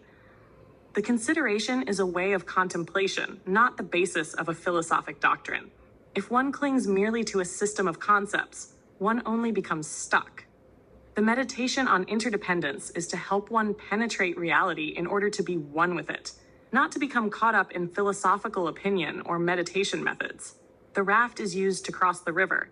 It isn't to be carried around on your shoulders. The finger which points at the moon isn't the moon itself. Finally, one proceeds to the nature of ultimate perfection. Reality freed from all false views produced by the imagination. Reality is reality. It transcends every concept. There is no concept which can adequately describe it, not even the concept of interdependence. To assure that one doesn't become attached to a philosophical concept, our teaching speaks of the three non-natures to prevent the individual from becoming caught up in the doctrine of the three natures. The essence of Mahayana Buddhist teaching lies in this. When reality is perceived in its nature of ultimate perfection, the practitioner has reached a level of wisdom called non-discrimination mind, a wondrous communion in which there is no longer any distinction made between subject and object. This isn't some far-off, unattainable state. Any one of us, by persisting in practicing even a little, can at least taste of it. I have a pile of orphan applications for sponsorship on my desk. I translate a few each day. Before I begin to translate a sheet, I look into the eyes of the child in the photograph and look at the child's expression and features closely. I feel a deep link between myself and each child, which allows me to enter a special communion with them. While writing this to you, I see that during those moments and hours, the communion I have experienced while translating the simple lines in the applications has been a kind of non-discrimination mind. I no longer see an I who translates the sheets to help each child. I no longer see a child who received love and help. The child and I are one. No one pities, no one asks for help, no one helps. There is no task, no social work to be done, no compassion, no special wisdom. These are moments of non-discrimination mind. The Vietnamese Buddhist Peace Delegation has carried on a program of raising financial support for families within Vietnam who took in orphans. In the United States, the sponsor contributed $6 a month for the family of the orphan he or she was helping. When reality is experienced in its nature of ultimate perfection, an almond tree that may be in your front yard reveals its nature in perfect wholeness. The almond tree is itself truth, reality, your own self. Of all the people who have passed by your yard, how many have really seen the almond tree? The heart of an artist may be more sensitive. Hopefully he or she will be able to see the tree in a deeper way than many others. Because of a more open heart, a certain communion already exists between the artist and the tree. What counts is your own heart. If your heart is not clouded by false views, you will be able to enter into a natural communion with the tree. The almond tree will be ready to reveal itself to you in complete wholeness. To see the almond tree is to see the way. One Zen Master, when asked to explain the wonder of reality, pointed to a cypress tree and said, "Look at the cypress tree over there." The voice of the rising tide. When your mind is liberated, your heart floods with compassion. Compassion for yourself, for having undergone countless sufferings because you were not yet able to relieve yourself of false views, hatred, ignorance, and anger. And compassion for others because they do not yet see, and so are still imprisoned by false views, hatred, and ignorance, and continue to create suffering for themselves and for others. Now you look at yourself and at others with the eyes of compassion, like a saint who hears the cry of every creature in the universe and whose voice is the voice of every person who has seen reality in perfect wholeness. As a Buddhist, sutra hears the voice of the bodhisattva of compassion, the wondrous voice, the voice of the one who attends to the cries of the world. The noble voice, the voice of the rising tide surpassing all the sounds of the world. Let our mind be attuned to that voice. Put aside all doubt and meditate on the pure and holy nature of the regarder of the cries of the world, because that is our reliance in situations of pain, distress, calamity, death. Perfect in all merits, beholding all sentient beings with compassionate eyes, making the ocean of blessings limitless. Before this one, we should incline. Practice looking at all beings with the eyes of compassion. This is the meditation called the meditation on compassion. The meditation on compassion must be realized during the hours you sit and during every moment you carry out service for others. No matter where you go or where you sit, remember the sacred call. Look at all beings with the eyes of compassion. There are many subjects and methods for meditation, so many that I could never hope to write them all down for our friends. I've only mentioned a few, simple but basic methods here. A peace worker is like anyone else. She or he must live her own life. Work is only a part of life, but work is life only when done in mindfulness. Otherwise, one becomes like the person who who lives as though dead. We need to light our own torch in order to carry on, but the life of each one of us is connected with the life of those around us. If we know how to live in mindfulness, if we know how to preserve and care for our own mind and heart, then thanks to that, our brothers and sisters will also know how to live in mindfulness. Meditation reveals and heals. Sitting in mindfulness, both our bodies and minds can be at peace and totally relaxed. But this state of peace and relaxation differs fundamentally from the lazy, semi-conscious state of mind that one gets while resting and dozing. Sitting in such lazy semi-consciousness, far from being mindfulness, is like sitting in a dark cave. In mindfulness, one is not only restful and happy, but alert and awake. Meditation is not evasion. It is a serene encounter with reality. The person who practices mindfulness should be no less awake than the driver of a car. If the practitioner isn't awake, he will be possessed by dispersion and forgetfulness, just as the drowsy driver is likely to cause a grave accident. Be as awake as a person walking on high stilts. Any misstep could cause the walker to fall. Be like a medieval knight walking weaponless in a forest of swords. Be like a lion, going forward with slow, gentle, and firm steps. Only with this kind of vigilance can you realize total awakening. For beginners, I recommend the method of pure recognition without judgment. Feelings, whether of compassion or irritation, should be welcomed, recognized, and treated on an absolutely equal basis, because both are ourselves. The tangerine I am eating is me. The mustard greens I am planting are me. I plant with all my heart and mind. I clean this teapot with the kind of attention I would have were I giving the baby Buddha or Jesus a bath. Nothing should be treated more carefully than anything else. In mindfulness, compassion, irritation, mustard green plant, and teapot are all sacred. When possessed by a sadness, an anxiety, a hatred, or a passion, or whatever, the method of pure observation and recognition may seem difficult to practice. If so, turn to meditation on a fixed object, using your own state of mind as meditation subject. Such meditation reveals and heals. The sadness or anxiety, hatred or passion, under the gaze of concentration and meditation reveals its own nature, a revelation that leads naturally to healing and emancipation. The sadness, or whatever has caused the pain, can be used as a means of liberation from torment and suffering, like using a thorn to remove a thorn. We should treat our anxiety, our pain, our hatred, and passion gently, respectfully, not resisting it, but living with it, making peace with it, penetrating into its nature by meditation on interdependence. One quickly learns how to select subjects of meditation that fit the situation. Subjects of meditation like interdependence, compassion, self, emptiness, non-attachment, all these belong to the categories of meditation which have the power to reveal and to heal. Meditation on these subjects, however, can only be successful if we have built up a certain power of concentration, a power achieved by the practice of mindfulness in everyday life, in the observation and recognition of all that is going on. But the objects of meditation must be realities that have real roots in yourselves, not just subjects of philosophical speculation. Each should be like a kind of food that must be cooked for a long time over a hot fire. We put it in a pot, cover it, and light the fire. The pot is ourselves, and the heat used to cook is the power of concentration. The fuel comes from the continuous practice of mindfulness. Without enough heat, the food will never be cooked. But once cooked, the food reveals its true nature and helps lead us to liberation. The water clearer, the grass greener.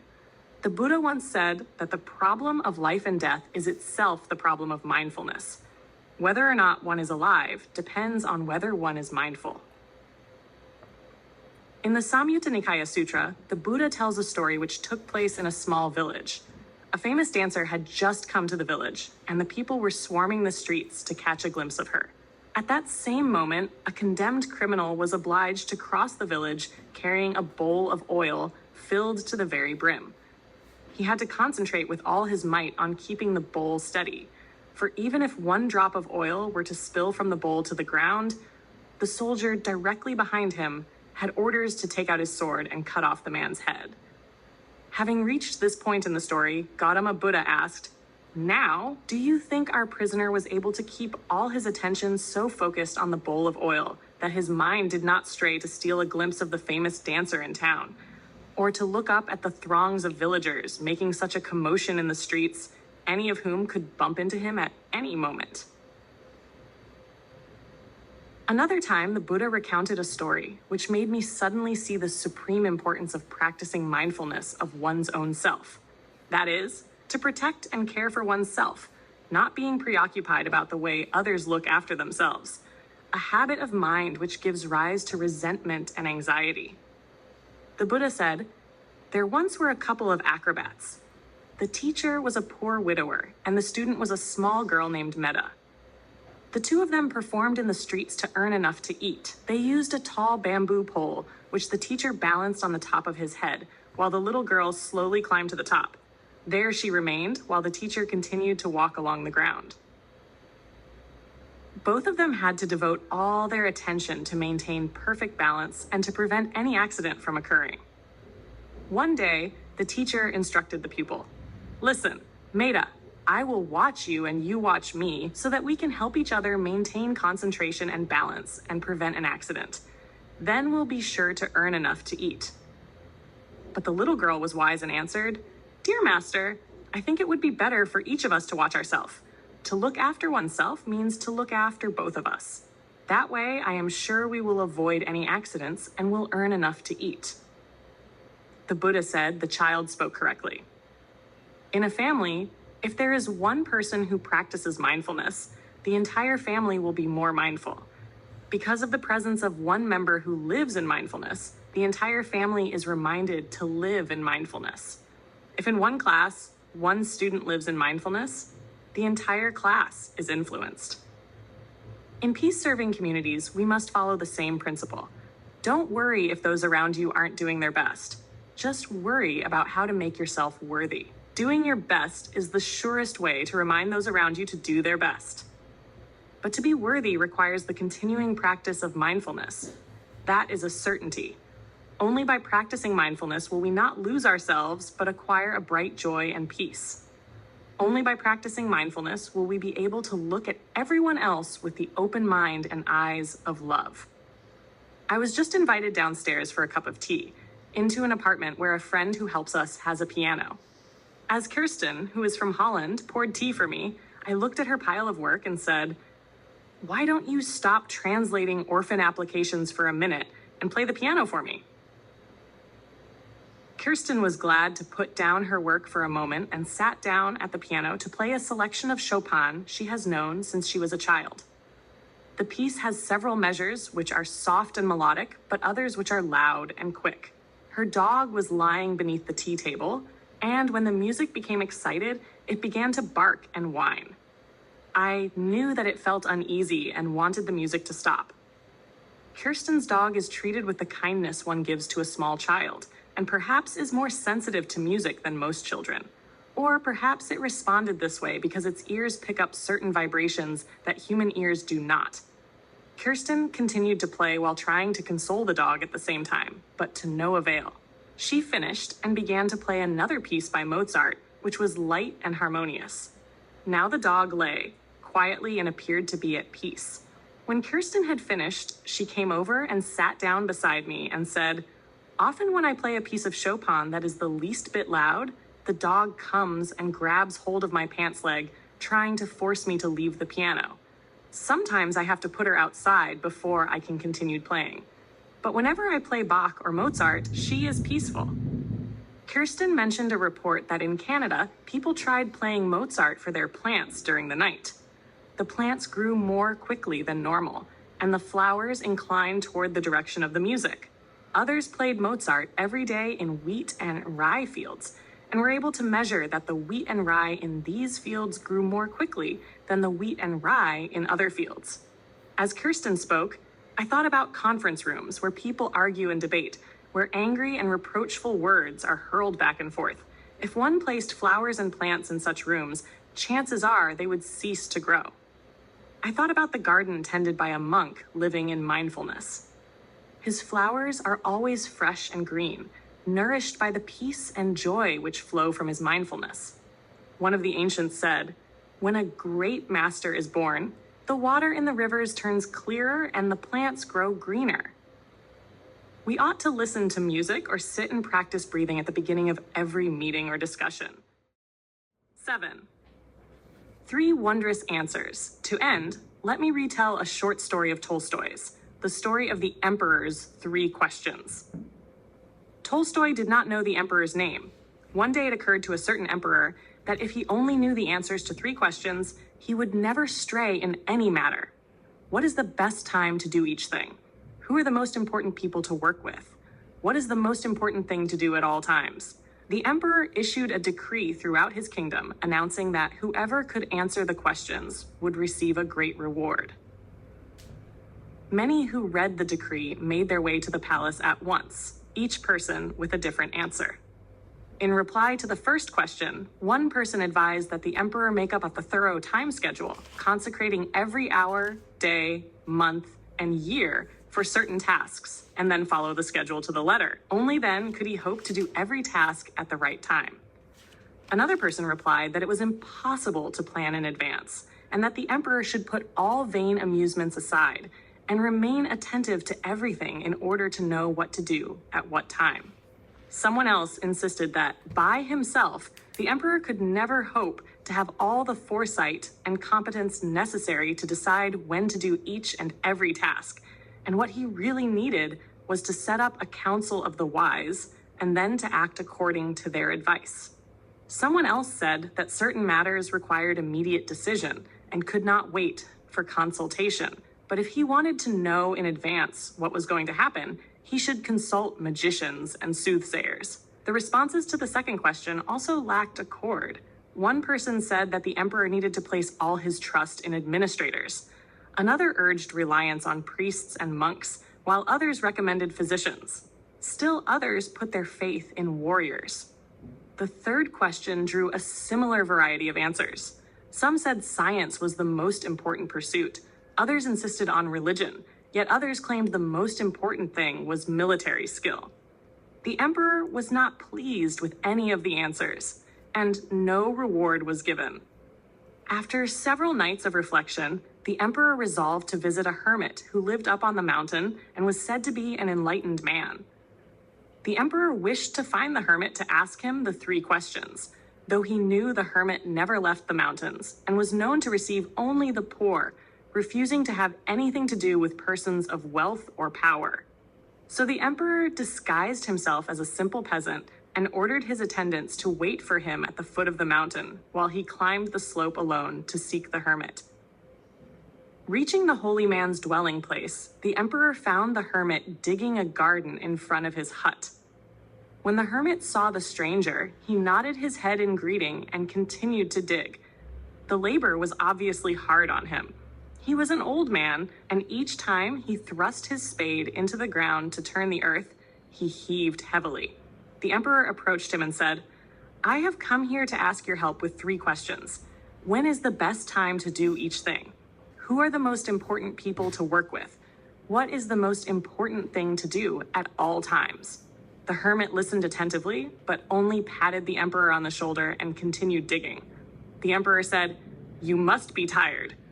Here, let me give you a hand with that."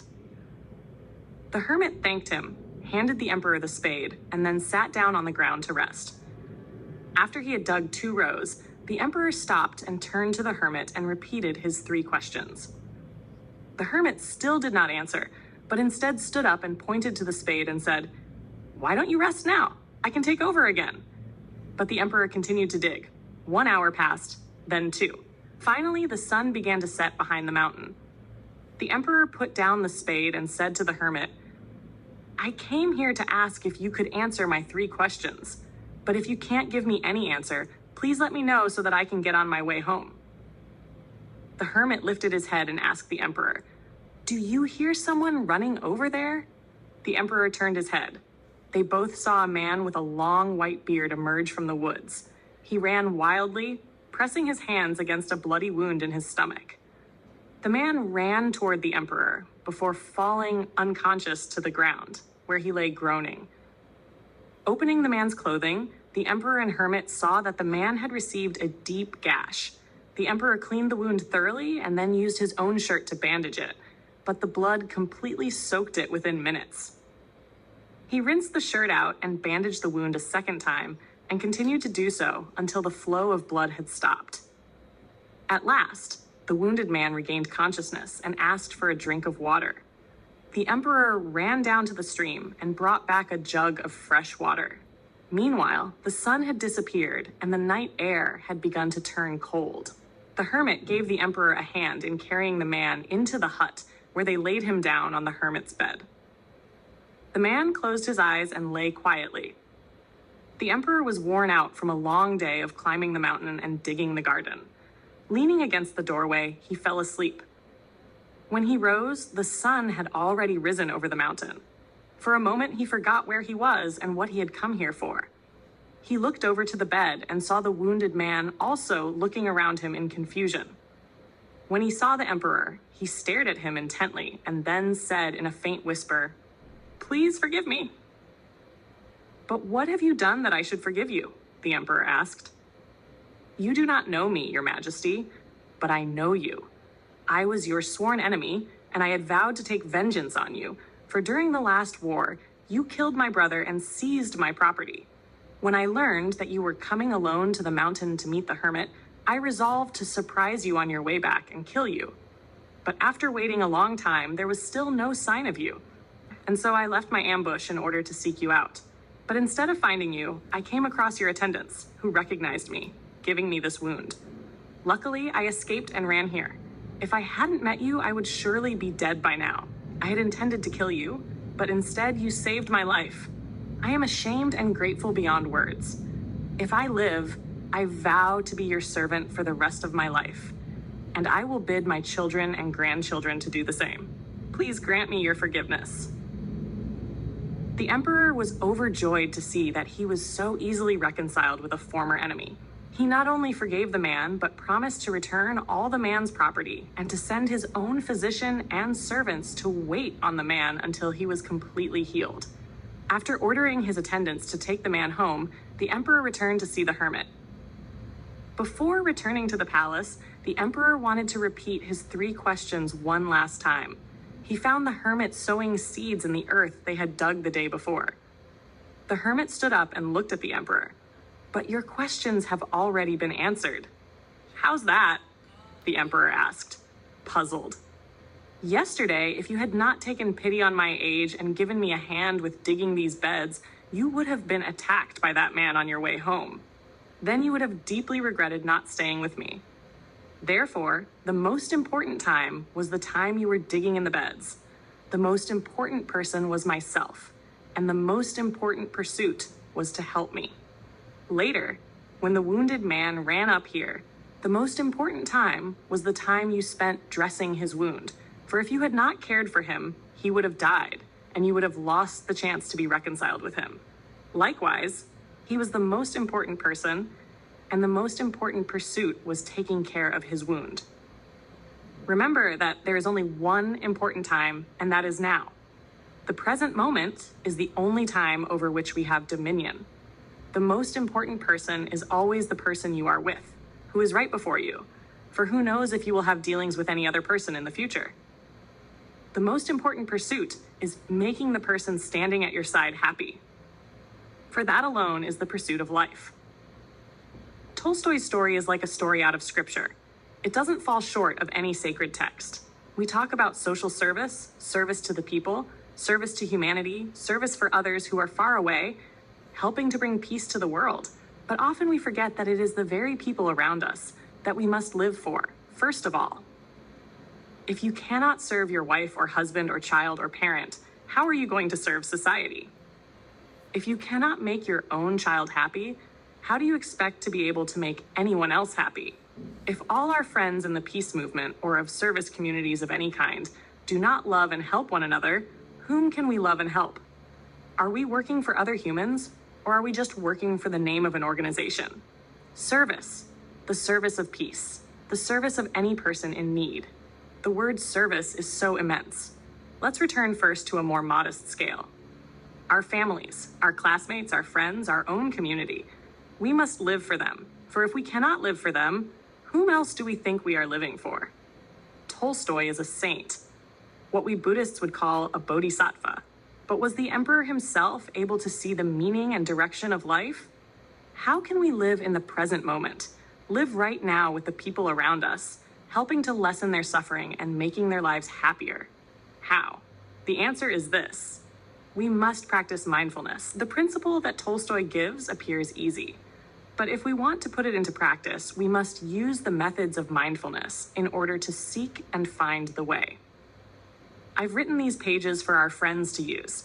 There are many people who have written about these things without having lived them, but I've only written down those things which I have lived and experienced myself. I hope you and your friends will find these things at least a little helpful along the path of our seeking, the path of our return. Exercises in mindfulness.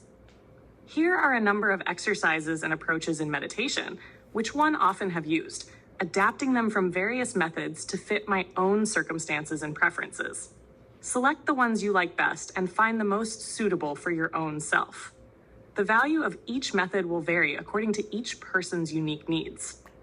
Although these exercises are relatively easy, they form the foundations on which everything else is built. Half smile when you first wake up in the morning. Hang a branch, any other sign, or even the word smile on the ceiling or wall so that you see it right away when you open your eyes. This sign will serve as your reminder. Use these seconds before you get out of bed to take hold of your breath. Inhale and exhale 3 breaths gently while maintaining the half smile.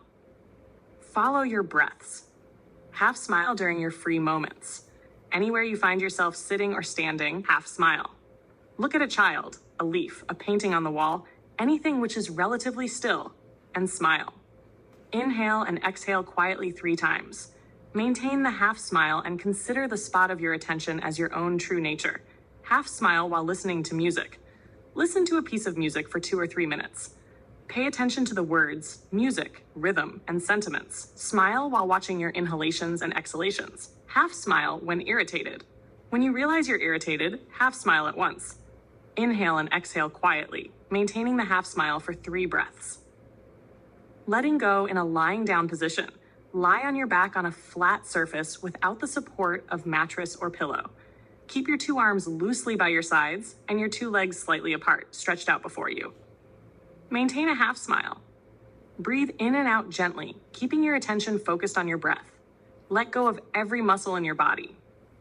Relax each muscle as though it were sinking down through the floor, or as though it were as soft and yielding as a piece of silk hanging in the breeze to dry. Let go entirely, keeping your attention only on your breath and half smile. Think of yourself as a cat, completely relaxed before a warm fire, whose muscles yield without resistance to anyone's touch. Continue for 15 breaths. Letting go in the sitting position, sit in the half or full lotus or cross-legged, or your 2 legs folded beneath you, or even on a chair, your 2 feet touching the floor. Half smile. Inhale and exhale while maintaining the half smile. Let go. Deep breathing. Lie on your back. Breathe evenly and gently, focusing your attention on the movement of your stomach. As you begin to breathe in, allow your stomach to rise in order to bring air into the lower half of your lungs. As the upper halves of your lungs begin to fill with air, your chest begins to rise and your stomach begins to lower. Don't tire yourself. Continue for 10 breaths. The exhalation will be longer than the inhalation. Measuring your breath by your footsteps. Walk slowly and leisurely in a garden, along a river, or on a village path. Breathe normally. Determine the length of your breath, the exhalation and the inhalation, by the number of your footsteps. Continue for a few minutes. Begin to lengthen your exhalation by 1 step. Do not force a longer inhalation. Let it be natural. Watch your inhalation carefully to see if there is a desire to lengthen it. Continue for 10 breaths. Now lengthen the exhalation by 1 more footstep. Watch to see whether the inhalation also lengthens by 1 step or not. Only lengthen the inhalation when you feel that it will give delight. After 20 breaths, return your breath to normal. About 5 minutes later, you can begin the practice of lengthened breaths again. When you feel the least bit tired, return to normal. After several sessions of the practice of lengthened breath, your exhalation and inhalation will grow equal in length. Do not practice long, equal breaths for more than 10 to 20 breaths before returning to normal. Counting your breath. Sit in the half or full lotus or take a walk. As you inhale, be mindful that I am inhaling 1. When you exhale, be mindful that I am exhaling 1. Remember to breathe from the stomach. When beginning the second inhalation, be mindful that I am inhaling 2. And slowly exhaling, be mindful that I am exhaling 2. Continue on up through 10. After you have reached 10, return to 1. Whenever you lose count, return to 1. Following your breath while listening to music. Listen to a piece of music. Breathe long, light, and even breaths. Follow your breath, be master of it, while remaining aware of the movement and sentiments of the music. Do not get lost in the music, but continue to be master of your breath and yourself. Following your breath while carrying on a conversation, breathe long, light, and even breaths. Follow your breath while listening to a friend's words and to your own replies. Continue as with the music. Following the breath, sit in a full or half lotus or go for a walk. Begin to inhale gently and normally from the stomach, mindful that I am inhaling normally. Exhale in mindfulness. I am exhaling normally. Continue for 3 breaths. On the 4th breath, extend the inhalation, mindful that I am breathing in a long inhalation. Exhale in mindfulness. I am breathing out a long exhalation. Continue for 3 breaths. Now follow your breath carefully, aware of every movement of your stomach and lungs. Follow the entrance and exit of air.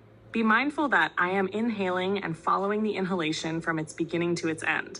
I am exhaling and following the exhalation from its beginning to its end. Continue for 20 breaths.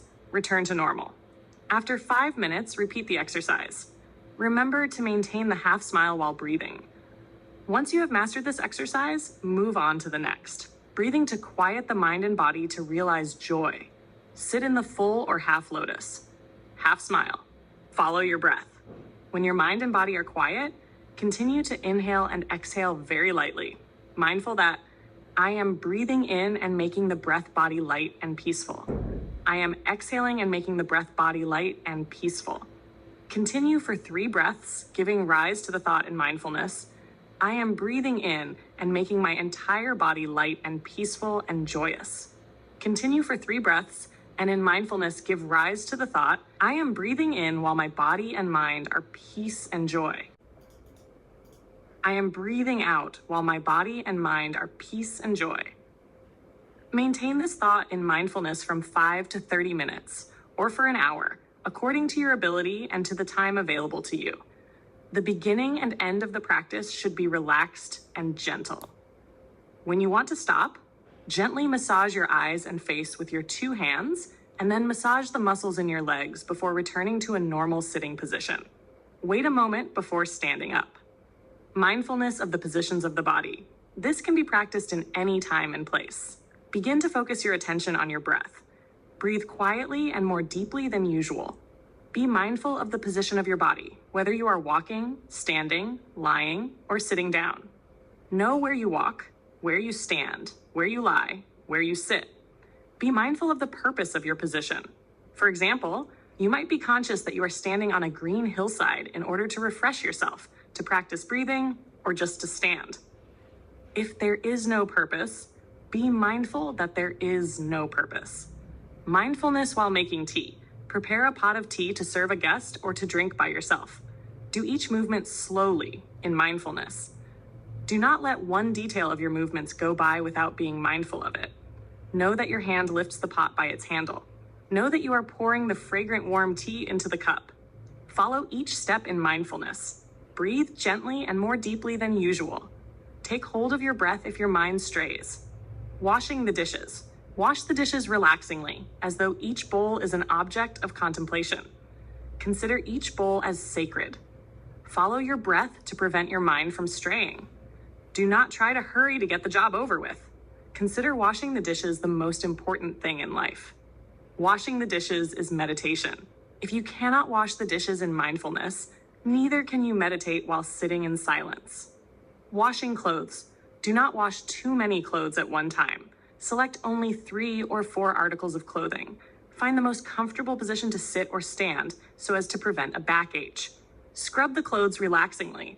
Hold your attention on every movement of your hands and arms.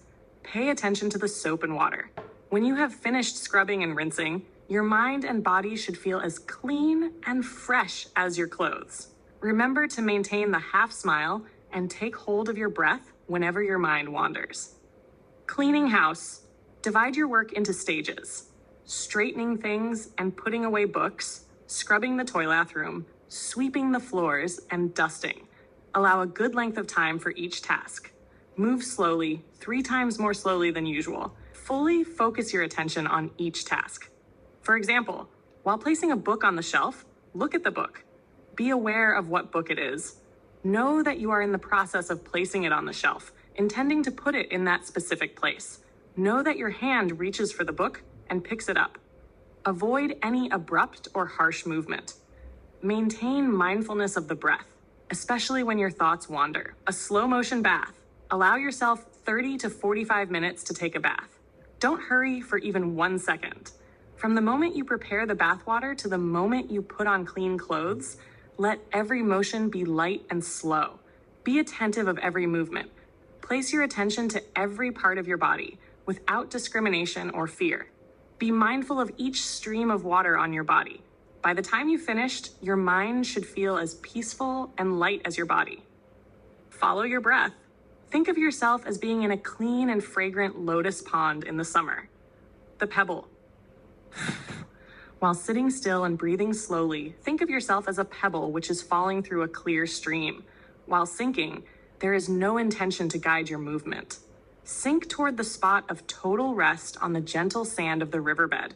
Continue meditating on the pebble until your mind and body are at complete rest, a pebble resting on the sand. Maintain this peace and joy a half hour while watching your breath. No thought about the past or future can pull you away from your present peace and joy.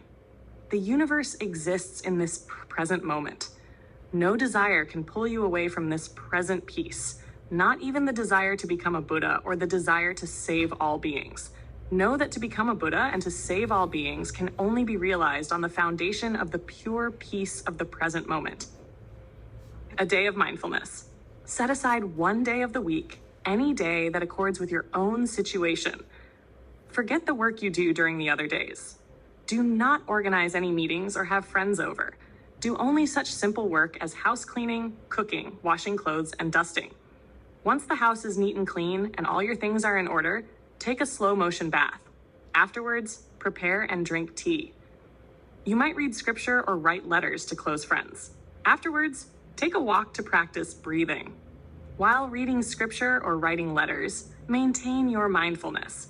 Don't let the text or letter pull you away to somewhere else. While reading the sacred text, know what you are reading.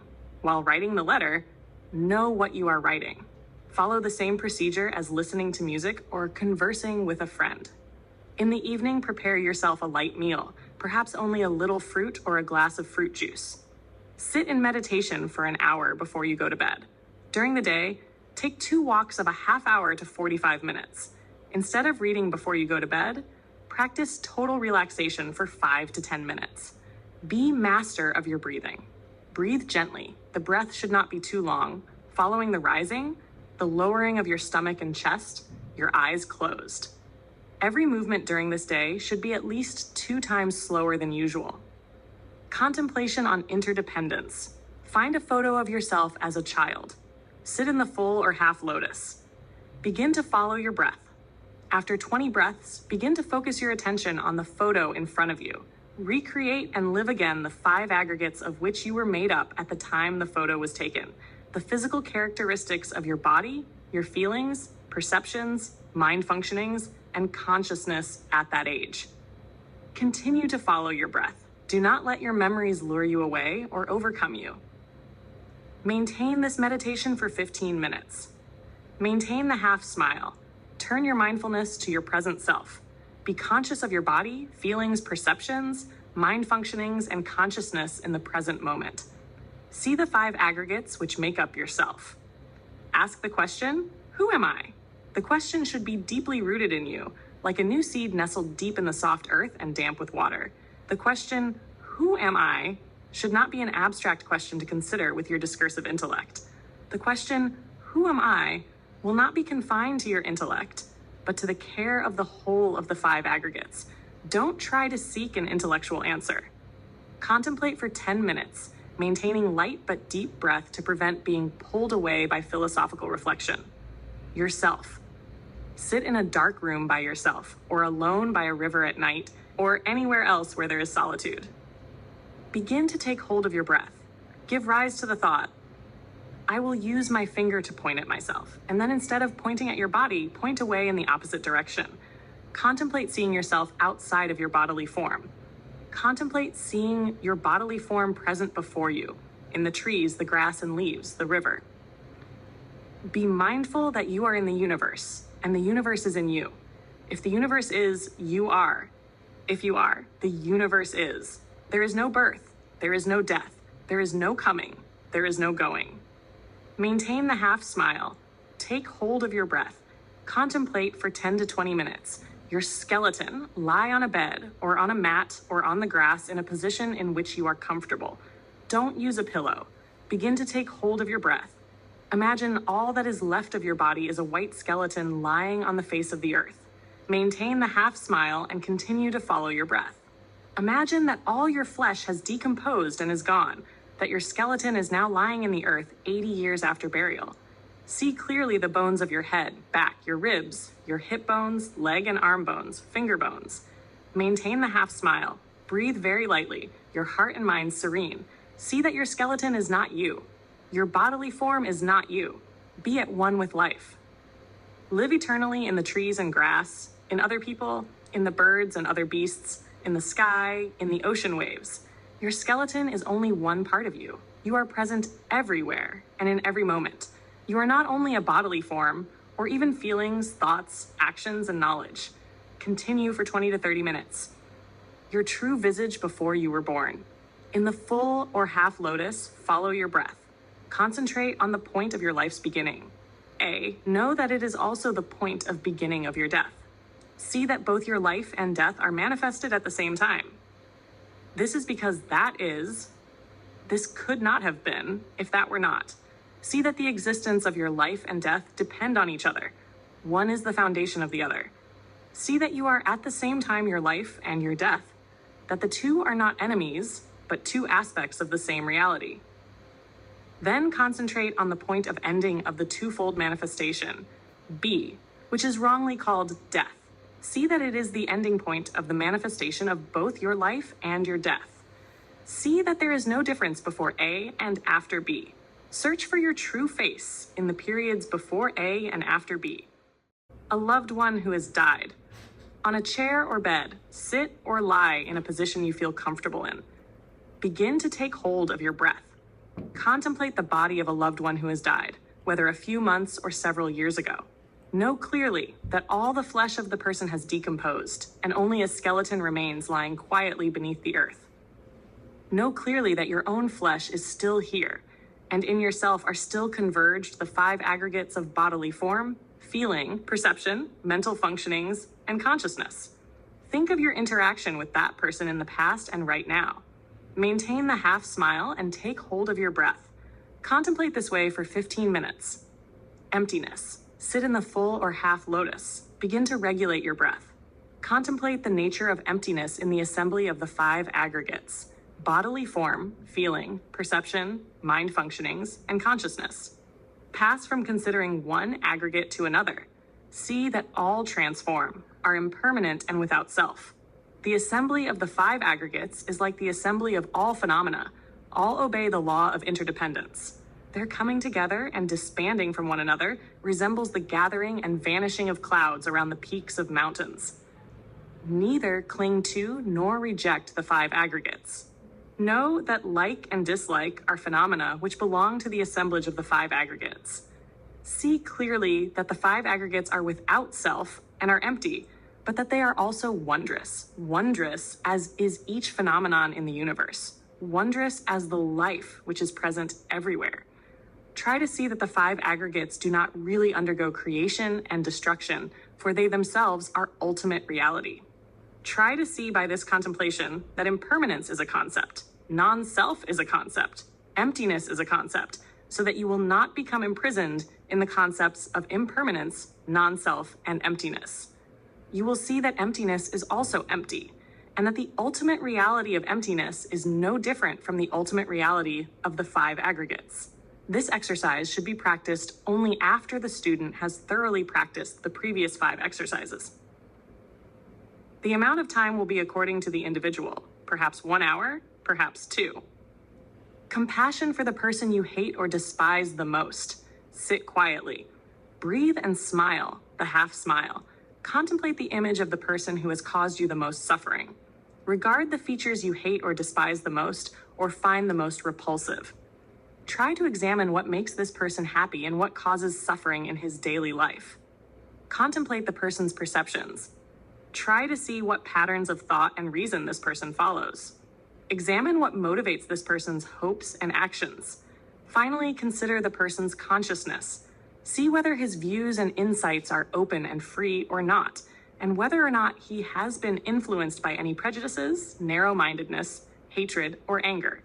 See whether or not he is master of himself. Continue until you feel compassion rise in your heart like a well filling with fresh water, and your anger and resentment disappear. Practice this exercise many times on the same person. Suffering caused by the lack of wisdom. Sit in the full or half lotus. Begin to follow your breath. Choose the situation of a person, family, or society which is suffering the most of any you know. This will be the object of your contemplation. In the case of a person, try to see every suffering which that person is undergoing. Begin with the suffering of bodily form, sickness, poverty, physical pain, and then proceed to the suffering caused by feelings, internal conflicts, fear, hatred, jealousy, a tortured conscience. Consider next the suffering caused by perceptions, pessimism, dwelling on his problems with a dark and narrow viewpoint. See whether his mind functionings are motivated by fear, discouragement, despair, or hatred. See whether or not his consciousness is shut off because of his situation, because of his suffering, because of the people around him, his education, propaganda, or a lack of control of his own self. Meditate on all these sufferings until your heart fills with compassion, like a well of fresh water, and you are able to see that the person suffers because of circumstances and ignorance. Resolve to help that person get out of his present situation through the most silent and unpretentious means possible. In the case of a family, follow the same method. Go through all the sufferings of one person and then on to the next person until you have examined the sufferings of the entire family. See that their sufferings are your own. See that it is not possible to reproach even one person in that group. See that you must help them liberate themselves from their present situation by the most silent and unpretentious means possible. In the case of a society, take the situation of a country suffering war or any other situation of injustice. Try to see that every person involved in the conflict is a victim. See that no person, including all those in warring parties or in what appear to be opposing sides, desires the suffering to continue. See that it is not only one or a few persons who are to blame for the situation. See that the situation is possible because of the clinging to ideologies and to an unjust world economic system, which is upheld by every person through ignorance or through lack of resolve to change it. See that two sides in a conflict are not really opposing, but two aspects of the same reality. See that the most essential thing is life, and that killing or oppressing one another will not solve anything. Remember the sutra's words. In the time of war, raise in yourself the mind of compassion. Help living beings. Abandon the will to fight. Wherever there is furious battle, use all your might to keep both sides' strength equal, and then step into the conflict to reconcile. Vimalakirti Nirdasa. Meditate until every reproach and hatred disappears, and compassion and love rise like a well of fresh water within you. Vow to work for awareness and reconciliation by the most silent and unpretentious means possible. Detached action. Sit in the full or half lotus. Follow your breath. Take a project in rural development or any other project which you consider important as the subject of your contemplation. Examine the purpose of the work, the methods to be used, and the people involved. Consider first the purpose of the project. See that the work is to serve, to alleviate suffering, to respond to compassion, not to satisfy the desire for praise or recognition. See that the methods used encourage cooperation between humans. Don't consider the project as an act of charity. Consider the people involved. Do you still see in terms of ones who serve and ones who benefit? If you can still see who are the ones serving and who are the ones benefiting, your work is for the sake of yourself and the workers, and not for the sake of service. The Prajnaparamita Sutra says, the Bodhisattva helps row living beings to the other shore, but in fact, no living beings are being helped to the other shore. Determined to work in the spirit of detached action? Detachment. Sit in the full or half lotus. Follow your breath. Recall the most significant achievements in your life and examine each of them. Examine your talent, your virtue, your capacity, the convergence of favorable conditions that have led to success. Examine the complacency and the arrogance that have arisen from the feeling that you are the main cause for such success. Shed the light of interdependence on the whole matter to see that the achievement is not really yours, but the convergence of various conditions beyond your reach. See to it that you will not be bound to these achievements. Only when you can relinquish them can you really be free and no longer assailed by them. Recall the bitterest failures in your life and examine each of them. Examine your talent, your virtue, your capacity, and the absence of favorable conditions that led to the failures. Examine to see all the complexes that have arisen within you, from the feeling that you are not capable of realizing success. Shed the light of interdependence on the whole matter to see that failures cannot be accounted for by your inabilities, but rather by the lack of favorable conditions. See that you have no strength to shoulder these failures, that these failures are not your own self. See to it that you are free from them. Only when you can relinquish them can you really be free and no longer assailed by them. Contemplation on non-abandonment. Sit in the full or half lotus. Follow your breath. Apply one of the exercises on interdependence, yourself, your skeleton, or one who has died. See that everything is impermanent and without eternal identity. See that although things are impermanent and without lasting identity, they are nonetheless wondrous. While you are not bound by the conditioned, neither are you bound by the non-conditioned. See that the saint, though he is not caught by the teaching of interdependence, neither does he get away from the teaching. Although he can abandon the teaching as if it were cold ashes, still he can dwell in it and not be drowned. He is like a boat upon the water. Contemplate to see that awakened people, while not being enslaved by the work of serving living beings, never abandon their work of serving living beings. Nhat Hanh, Seeing with the Eyes of Compassion by James Forrest.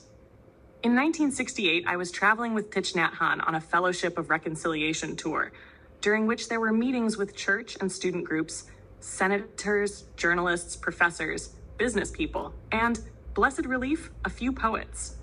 Almost everywhere he went, this brown-robed Buddhist monk from Vietnam, looking many years younger than the man in his 40s he was, quickly disarmed those he met. His gentleness, intelligence, and sanity made it impossible for most who encountered him to hang on to their stereotypes of what the Vietnamese were like. The vast treasury of the Vietnamese and Buddhist past spilled over through his stories and explanations. His interest in Christianity, even his enthusiasm for it, often inspired Christians to shed their condescension toward Nhat Hanh's tradition. He was able to help thousands of Americans glimpse the war through the eyes of peasants laboring in rice paddies and raising their children and grandchildren in villages surrounded by ancient groves of bamboo. He awoke the child within the adult as he described the craft of the village kite maker and the sound of the wind instruments these fragile vessels would carry toward the clouds.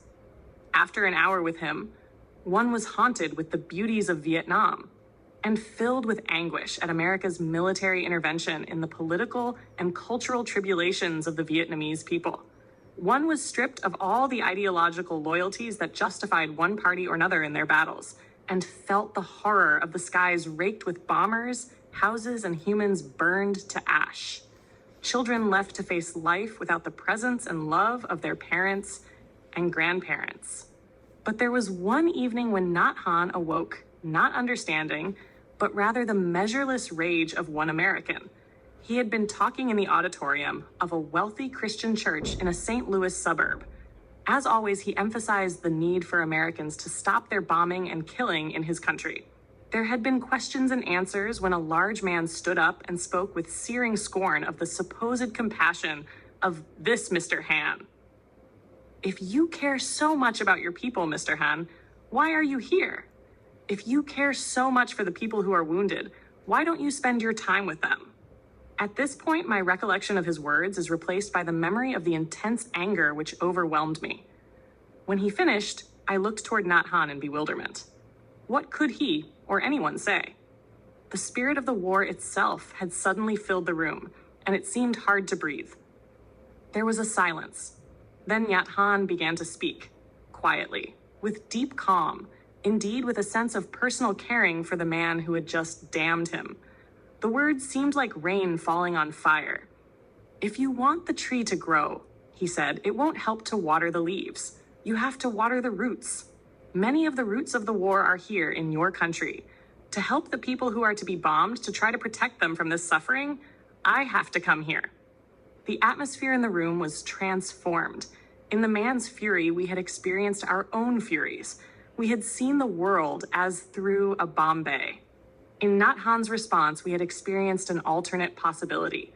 The possibility, here brought to Christians by a Buddhist and to Americans by an enemy, of overcoming hatred with love, of breaking the seemingly endless chain reaction of violence throughout human history. But after his response, Nhat Hanh whispered something to the chairman and walked quickly from the room. Sensing something was wrong, I followed him out. It was a cool, clear night. Nhat Hanh stood on the sidewalk beside the church parking lot. He was struggling for air, like someone who had been deeply underwater and who had barely managed to swim to the surface before gasping for breath. It was several minutes before I dared ask him how he was or what had happened. Nhat Hanh explained that the man's comments had been terribly upsetting. He had wanted to respond to him with anger, so he had made himself breathe deeply and very slowly in order to find a way to respond with calm and understanding. But the breathing had been too slow and too deep. Why not be angry with him? I asked. Even pacifists have a right to be angry. If it were just myself, yes. But I am here to speak for Vietnamese peasants. I have to show them what we can be at our best. The moment was an important one in my life, one pondered again and again since then. For one thing, it was the first time that I realized there was a connection between the way one breathes and the way one responds to the world around. Until very recently, Nhat Hanh has made no attempt to teach Western people any of the skills of meditation, what he often calls mindfulness. Only during the past year, first with a few Western friends helping the Vietnamese Buddhist peace delegation in Paris, later with a group at that city's Quaker International Center, has he begun to teach meditation. Now he has written a small book on the subject, The Miracle of Mindfulness, a manual on meditation. Nhat Hanh is a poet, Zen Master, and a co-chairman of the Fellowship of Reconciliation. In Vietnam, he played a major role in the creation of engaged Buddhism, a profound religious renewal rooted in compassion and service, out of which emerged countless projects which combined help to the war's victims with nonviolent opposition to the war itself. For their work, thousands of Buddhists, nuns, monks, and lay people were shot or imprisoned. His work in Vietnam gave birth to the School of Vai Auth for Social Service, Vien Han University, a small monastery that was an early base of the nonviolent movement, a pacifist underground press led by his co-worker Cao Ngoc Phuong, and the La Boi Press, one of the principal vehicles of cultural and religious renewal. His poetry provides the words of many of the most popular songs in contemporary Vietnam, songs of hope surviving grief. Even in exile, representing overseas the unified Buddhist Church of Vietnam, he has continued to be a force for nonviolence and reconciliation in his homeland, and an organizer of supportive responses from other countries. His friendship with Martin Luther King was a factor in Dr. King's decision to ignore the advice of many colleagues and contributors who opposed his mixing issues and to join in the opposition to the Vietnam War. Shortly before his assassination, Dr. King nominated Nhat Hanh for the Nobel Prize for Peace.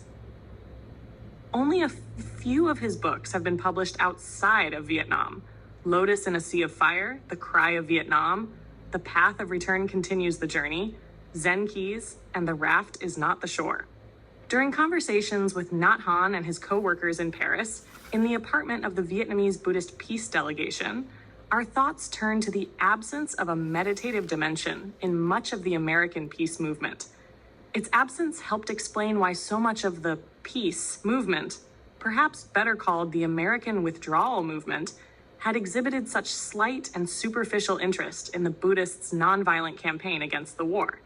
The weaponless Buddhists were not judged truly political, merely a religious movement. Admirable, unusually courageous when compared to other religious groups, but peripheral. What American peace activists might learn from their Vietnamese counterparts is that until there is a more meditative dimension in the peace movement, our perceptions of reality, and thus our ability to help occasion understanding and transformation, will be terribly crippled. Whatever our religious or non-religious background and vocabulary may be, we will be overlooking something as essential to our lives and work as breath itself. Breath itself. Breathing. It comes to many as astonishing news that something as simple as attention to breathing has a central part to play in meditation and prayer. It is like a mystery novelist's idea of hiding the diamonds in the goldfish bowl.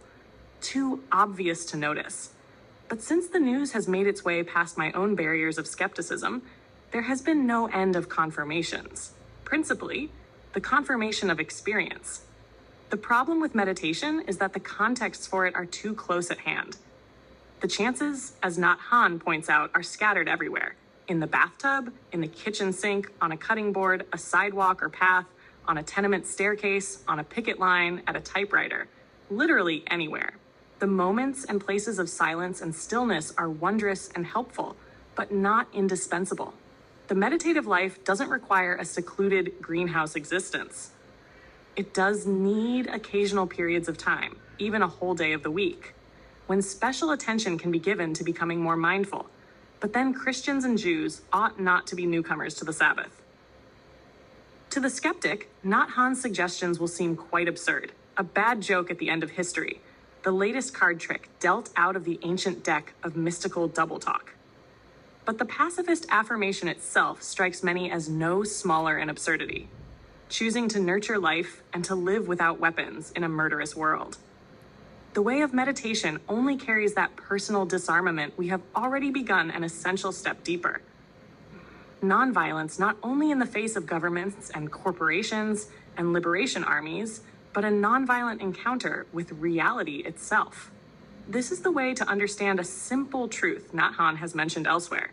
Those who are without compassion cannot see what is seen with the eyes of compassion.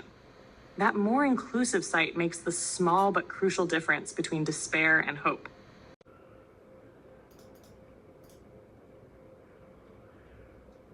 Thus have I heard.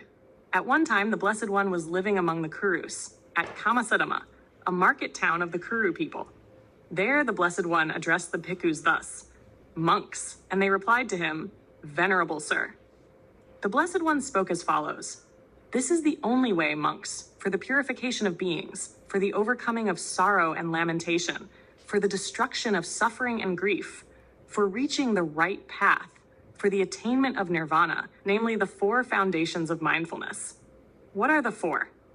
Herein, in this teaching, a monk lives contemplating the body in the body, ardent, clearly comprehending and mindful, having overcome, in this world, covetousness and grief. He lives contemplating feelings in feelings, ardent, clearly comprehending and mindful, having overcome, in this world, covetousness and grief. He lives contemplating consciousness in consciousness, ardent, clearly comprehending and mindful, having overcome, in this world, covetousness and grief. He lives contemplating mental objects in mental objects, ardent, clearly comprehending and mindful, having overcome in this world covetousness and grief. 1. The contemplation of the body. 2. Mindfulness of breathing. And how does a monk live contemplating the body in the body? Herein, monks, a monk having gone to the forest, to the foot of a tree, or to an empty place, sits down with his legs crossed, keeps his body erect and his mindfulness alert. Ever mindful, he breathes in, and mindful, he breathes out. Breathing in a long breath, he knows, I am breathing in a long breath. Breathing out a long breath, he knows, I am breathing out a long breath. Breathing in a short breath, he knows I am breathing in a short breath. Breathing out a short breath, he knows I am breathing out a short breath. Experiencing the whole body, I shall breathe in. Thus he trains himself. Experiencing the whole breath body, I shall breathe out. Thus he trains himself. Calming the activity of the breath body, I shall breathe in. Thus he trains himself. Calming the activity of the body, I shall breathe out. Thus he trains himself. Just as a skillful turner or turner's apprentice, making a long turn, knows I am making a long turn, or making a short turn, knows I am making a short turn. Just so the monk, breathing in a long breath, knows I am breathing in a long breath. Breathing out a long breath, knows I am breathing out a long breath. Breathing in a short breath, knows I am breathing in a short breath. Breathing out a short breath, knows I am breathing out a short breath. Experiencing the whole breath body, I shall breathe in. Thus he trains himself. Experiencing the whole breath body, I shall breathe out. Thus he trains himself. Calming the activity of the breath body, I shall breathe in. Thus he trains himself. Calming the activity of the breath body, I shall breathe out. Thus he trains himself. Thus he lives contemplating the body in the body internally, or he lives contemplating the body in the body internally and externally. He lives contemplating origination factors in the body, or he lives contemplating origination and dissolution factors in the body. Or his mindfulness is established with the thought, the body exists, to the extent necessary just for knowledge and mindfulness, and he lives detached and clings to naught in the world. Thus also, monks. A monk lives contemplating the body in the body. 3. The postures of the body. And further, monks. A monk knows when he is going, I am going. He knows when he is standing, I am standing. He knows when he is sitting, I am sitting. He knows when he is lying down, I am lying down. Or just as his body is disposed, so he knows it. Thus he lives contemplating the body in the body internally. Or he lives contemplating the body in the body externally. Or he lives contemplating the body in the body internally and externally. He lives contemplating origination factors in the body, or he lives contemplating origination and dissolution factors in the body. Or his mindfulness is established with the thought, the body exists to the extent necessary just for knowledge and mindfulness, and he lives detached and clings to naught in the world. Thus also monks. A monk lives contemplating the body in the body. 4. Mindfulness with clear comprehension. And further, monks. A monk in going forward and back applies clear comprehension. In looking away, he applies clear comprehension. In bending and in stretching, he applies clear comprehension.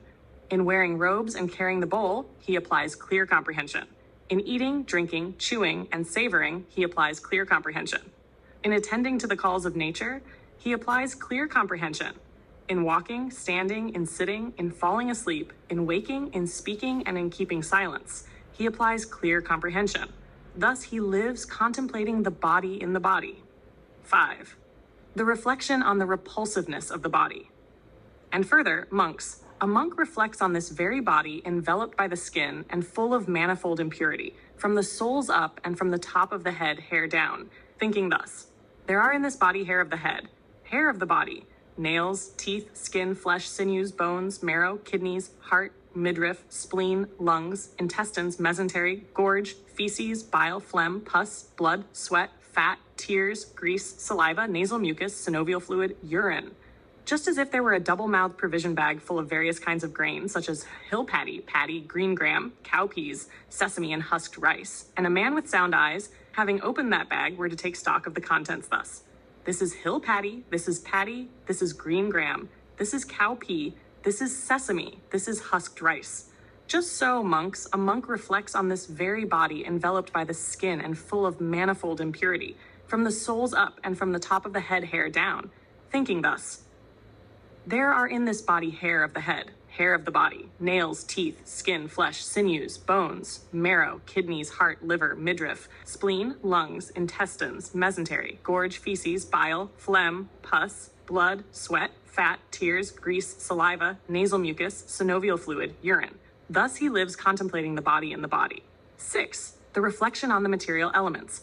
And further, monks. A monk reflects on this very body, however it be placed or disposed, by way of the material elements. There are in this body the element of earth, the element of water, the element of fire, the element of wind. Just as if monks, a clever cow butcher or his apprentice, having slaughtered a cow and divided it into portions, should be sitting at the junction of 4 high roads, in the same way, a monk reflects on this very body, as it is placed or disposed by way of the material elements. There are in this body the elements of earth, water, fire, and wind. Thus he lives contemplating the body in the body. 7. The 9 cemetery contemplations. And further, monks, as if a monk sees a body dead 1, 2, or 3 days, swollen, blue, and festering, thrown in the charnel ground, he then applies this perception to his own body thus: Verily, also my own body is of the same nature. Such it will become and will not escape it. Thus he lives contemplating the body in the body internally, or lives contemplating the body in the body externally, or lives contemplating the body in the body internally and externally. He lives contemplating origination factors in the body, or he lives contemplating dissolution factors in the body, or he lives contemplating origination and dissolution factors in the body. Or his mindfulness is established with the thought, the body exists to the extent necessary just for knowledge and mindfulness, and he lives independent and clings to naught in the world.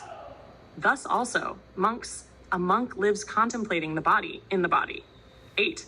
And further, monks, as if a monk sees a body thrown in the charnel ground, being eaten by crows, hawks, vultures, dogs, jackals, or by different kinds of worms, he then applies this perception to his own body thus: Verily, also my own body is of the same nature. Such it will become and will not escape it. Thus he lives contemplating the body in the body. 9. And further, monks, as if a monk sees a body thrown in the charnel ground and reduced to a skeleton with some flesh and blood attached to it, held together by the tendons. 10. And further, monks, as if a monk sees a body thrown in the charnel ground and reduced to a skeleton, blood besmeared and without flesh, held together by the tendons. And further, monks, as if a monk sees a body thrown in the charnel ground and reduced to a skeleton without flesh and blood, held together by the tendons. And further, monks, as if a monk sees a body thrown in the charnel ground, reduced to disconnected bones, scattered in all directions. Here a bone of the hand, there a bone of the foot, a shin bone, a thigh bone, the pelvis, spine, and skull. 13.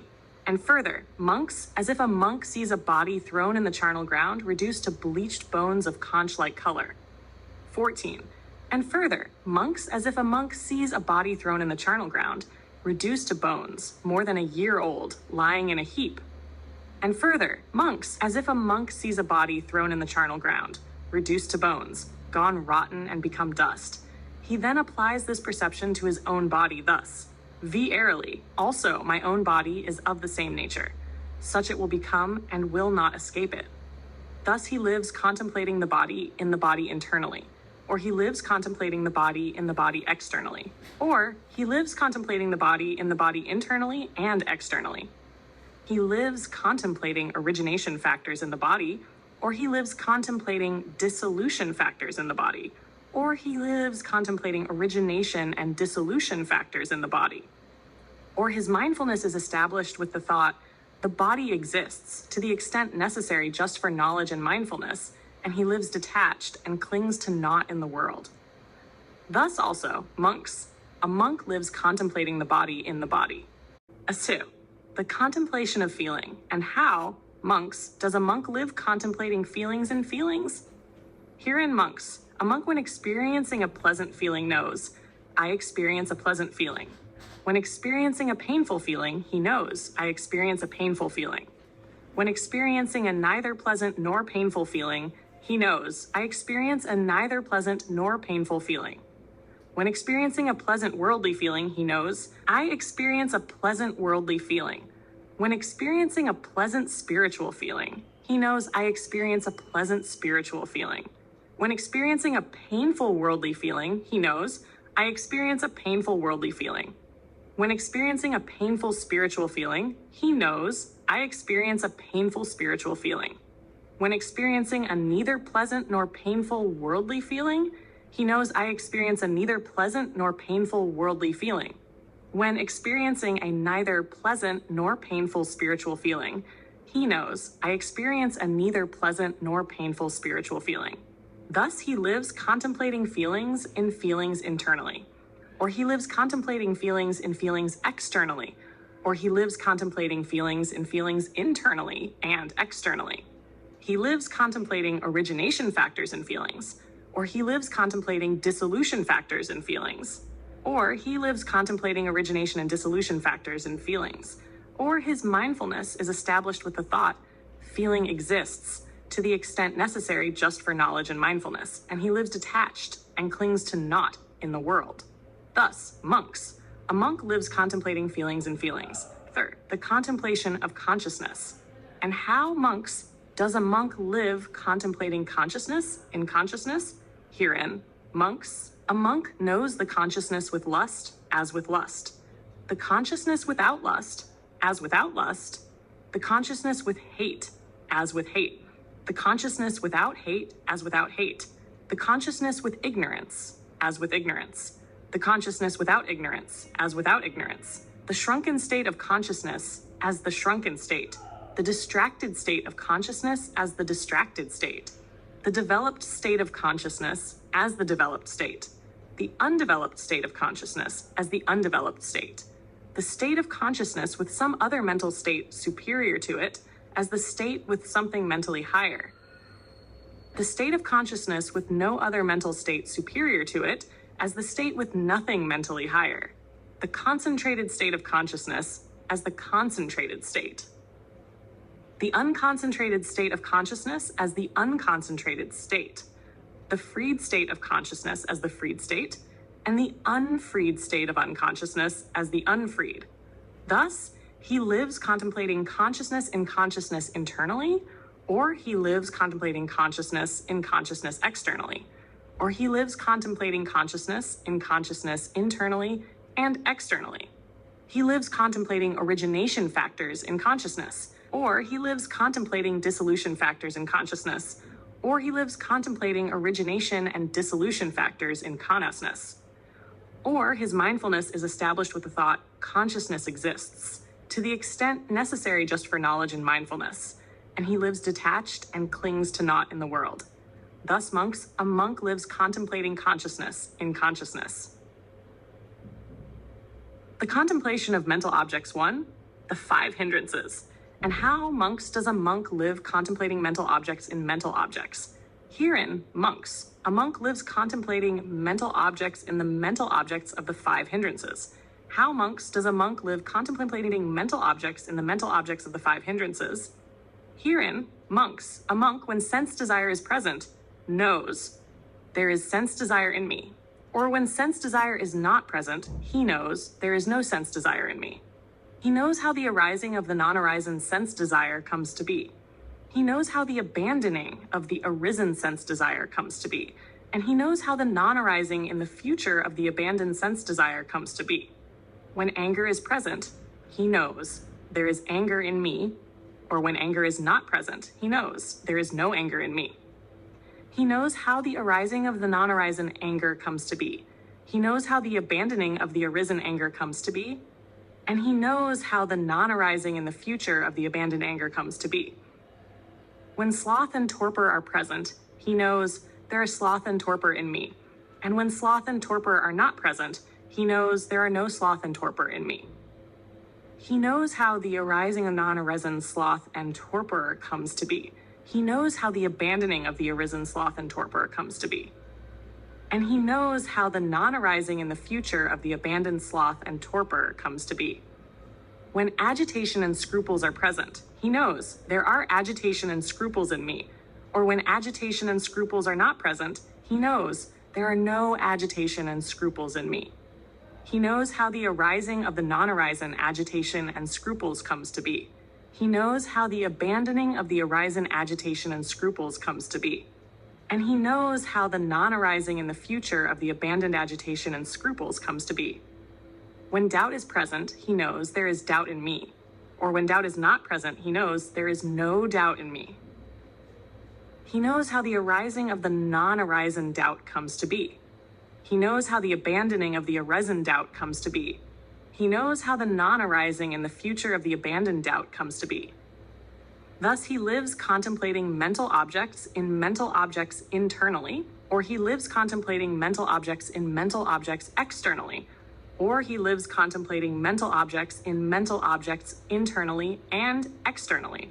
He lives contemplating origination factors in mental objects, or he lives contemplating dissolution factors in mental objects, or he lives contemplating origination and dissolution factors in mental objects. Or his mindfulness is established with the thought, mental objects exist to the extent necessary just for knowledge and mindfulness, and he lives detached and clings to naught in the world. Thus also monks. A monk lives contemplating mental objects in the mental objects of the 5 hindrances. 2. The 5 aggregates of clinging and constress.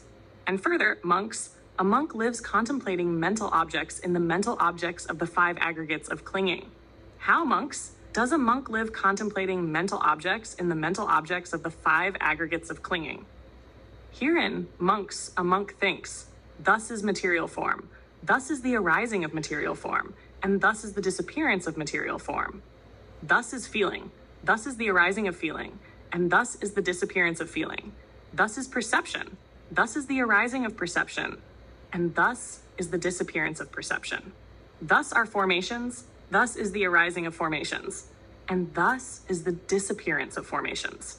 Thus is consciousness, thus is the arising of consciousness, and thus is the disappearance of consciousness. Thus he lives contemplating mental objects in mental objects internally, or he lives contemplating mental objects in mental objects externally, or he lives contemplating mental objects in mental objects internally and externally. He lives contemplating origination factors in mental objects, or he lives contemplating dissolution factors in mental objects, or he lives contemplating origination and dissolution factors in mental objects. Or his mindfulness is established with the thought, mental objects exist to the extent necessary just for knowledge and mindfulness, and he lives detached and clings to naught in the world. Thus also monks. A monk lives contemplating mental objects in the mental objects of the 5 aggregates of clinging. 3. The 6 internal and the 6 external sense bases. And further, monks. A monk lives contemplating mental objects in the mental objects of the 6 internal and the 6 external sense bases. How, monks, does a monk live contemplating mental objects in the mental objects of the 6 internal and the 6 external sense bases? Herein, monks. A monk knows the eye and visual forms, and the fetter that arises dependent on both the eye and forms. He knows how the arising of the non-arisen fetter comes to be. He knows how the abandoning of the arisen fetter comes to be, and he knows how the non-arising in the future of the abandoned fetter comes to be.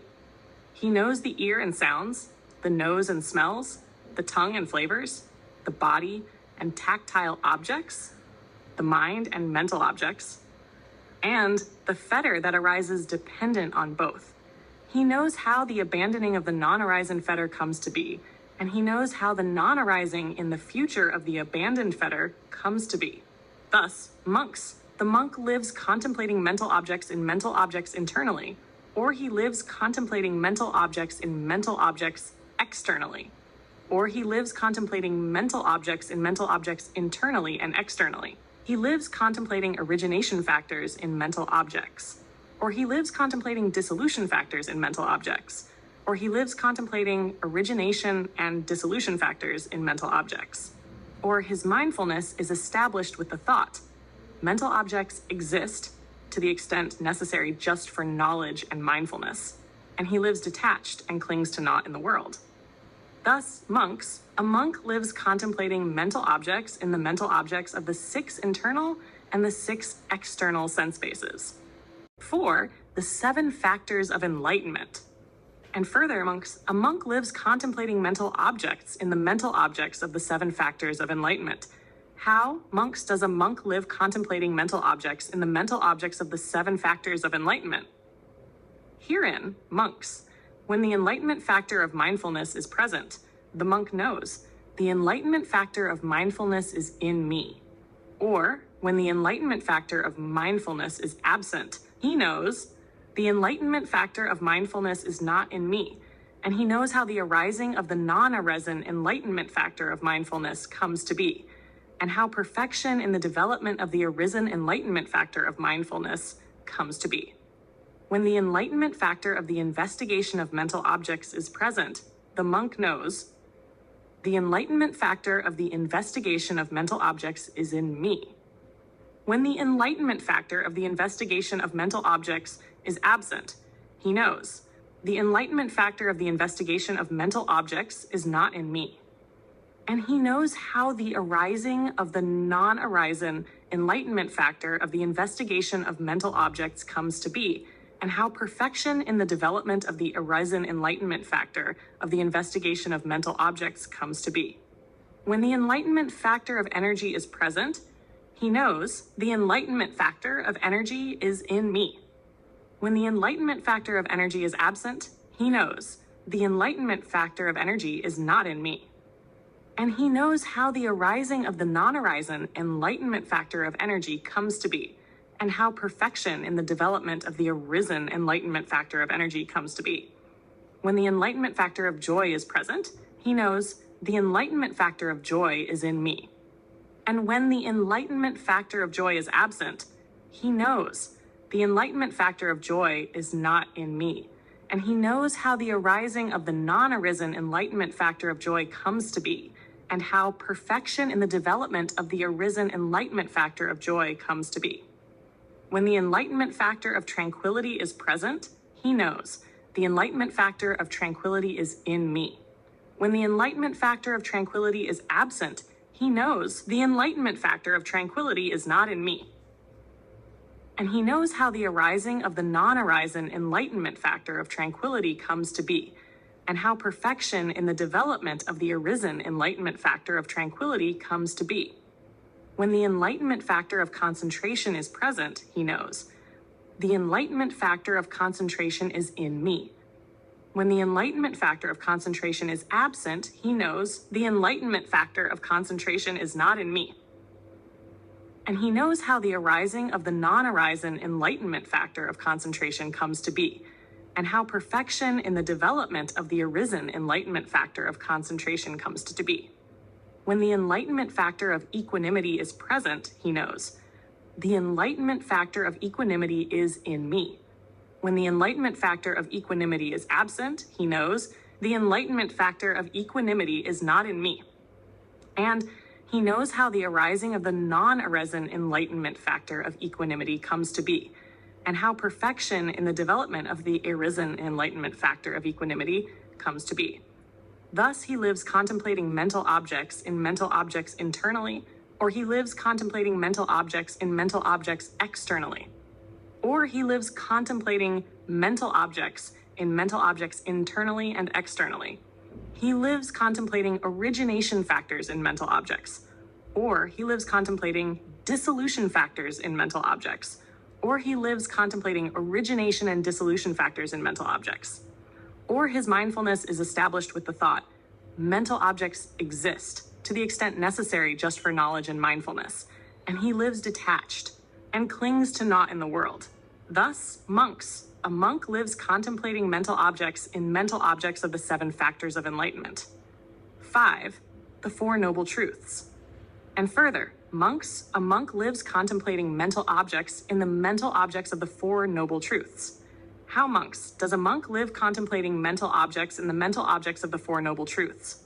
Herein, monks, a monk knows, this is suffering, according to reality. He knows, this is the origin of suffering, according to reality. He knows, this is the cessation of suffering, according to reality. He knows, this is the road leading to the cessation of suffering, according to reality. Thus, he lives contemplating mental objects in mental objects internally, or he lives contemplating mental objects in mental objects externally, or he lives contemplating mental objects in mental objects internally and externally. He lives contemplating origination factors in mental objects, or he lives contemplating dissolution factors in mental objects, or he lives contemplating origination and dissolution factors in mental objects. Or his mindfulness is established with the thought, mental objects exist to the extent necessary just for knowledge and mindfulness, and he lives detached and clings to naught in the world. Thus, monks. A monk lives contemplating mental objects in the mental objects of the 4 noble truths. Verily, monks, whosoever practices these 4 foundations of mindfulness in this manner for 7 years then one of these two fruits may be expected by him: highest knowledge, arhatship, here and now, or if some remainder of clinging is yet present, the state of non-returning. O monks, let alone 7 years, should any person practicing these 4 foundations of mindfulness in this manner for 6 years, for 5 years, 3 years, 2 years, 1 year, then one of these two fruits may be expected by him: highest knowledge here and now, or if some remainder of clinging is yet present, the state of non-returning. O monks, let alone a year. Should any person practice these 4 foundations on mindfulness in this manner for 7 months, for 6 months, 5 months, 4 months, 3 months, 2 months, a month, half a month, then one of these two fruits may be expected by him: highest knowledge here and now, or if some remainder of clinging is yet present, the state of non-returning. Of monks, let alone half a month. Should any person practice these 4 foundations of mindfulness in this manner for a week, then one of these two fruits may be expected by him: highest knowledge here and now, or if some remainder of clinging is yet present, the state of non-returning. Because of this, it is said, this is the only way, monks, for the purification of beings, for the overcoming of sorrow and lamentation, for the destruction of suffering and grief, for reaching the right path, for the attainment of nirvana, namely the 4 foundations of mindfulness. Thus spoke the Blessed One. Satisfied, the monks approved of his words. Woo the discourse on mindfulness of breathing, Anapanasati Sutta. Translated from the Pali by Napanaka, mindfulness of breathing, monks, cultivated and regularly practiced, is of great fruit and great benefit. Mindfulness of breathing, cultivated and regularly practiced, brings to perfection the 4 foundations of mindfulness. The 4 foundations of mindfulness, cultivated and regularly practiced, bring the 7 factors of enlightenment to perfection. The 7 factors of enlightenment, cultivated and regularly practiced, bring wisdom and deliverance to perfection. And how cultivated and regularly practiced is mindfulness of breathing of great fruit and benefit? Herein, monks, a monk having gone to the forest, to the foot of a tree, or to an empty place, sits down cross-legged, keeps his body erect and his mindfulness alert. Just mindful he breathes in, mindful he breathes out. 1. Breathing in a long breath, he knows. Breathing out a long breath, he knows. I breathe in a long breath. I breathe out a long breath. 2. Breathing in a short breath, he knows. Breathing out a short breath, he knows. I breathe in a short breath. I breathe out a short breath. 3. Experiencing the whole breath body, I shall breathe in. Thus he trains himself. Experiencing the whole breath body, I shall breathe out. Thus he trains himself. 4. Calming the bodily function of breathing, I shall breathe in. Thus he trains himself. Calming the bodily function of breathing, I shall breathe out. Thus he trains himself. 2. The second tetrad, contemplation of feelings. 5. Experiencing rapture, I shall breathe in, I shall breathe out. Thus he trains himself. 6. Experiencing happiness, I shall breathe in, I shall breathe out. Thus he trains himself. 7. Experiencing the mental functions, I shall breathe in, I shall breathe out. Thus he trains himself. 8. Calming the mental functions, I shall breathe in, I shall breathe out. Thus he trains himself. 3. The third tetrad, contemplation of the mind. 9. Experiencing the mind, I shall breathe in, I shall breathe out. Thus he trains himself. 10. Gladdening the mind, I shall breathe in, I shall breathe out. Thus he trains himself. 11. Concentrating the mind, I shall breathe in, I shall breathe out. Thus he trains himself. 12. Liberating the mind, I shall breathe in, I shall breathe out. Thus he trains himself. 4. The fourth tetrad, contemplation of mind objects. 13. Contemplating impermanence, I shall breathe in, I shall breathe out. Thus he trains himself. 14. Contemplating dispassion, I shall breathe in, I shall breathe out. Thus he trains himself. 15. Contemplating cessation, I shall breathe in, I shall breathe out. Thus he trains himself. 16. Contemplating relinquishment, I shall breathe in, I shall breathe out. Thus he trains himself. 17. In that way, cultivated and regularly practiced, monks' mindfulness of breathing brings great fruit and benefit. Perfecting the foundations of mindfulness, and how cultivated, how regularly practiced brings mindfulness of breathing, the 4 foundations of mindfulness to perfection. Whenever a monk mindfully breathes in and out a long breath, or a short breath, or when he trains himself to breathe in and out while experiencing the bodily function of breathing, or while calming that function, at that time, monks, he dwells practicing body contemplation on the body, ardent, clearly comprehending, and mindful, having overcome covetousness and grief concerning the world. For breathing in and out, monks, I say, is one of the bodily processes. 2s. Whenever the monk trains himself to breathe in and out while experiencing rapture, or while experiencing happiness, or while experiencing the mental functions, or while calming the mental functions, at those times, monks, he dwells practicing feeling contemplation on feelings, ardent, clearly comprehending, and mindful, having overcome covetousness and grief concerning the world. For the full attention to breathing in and out, I say, is one of the feelings.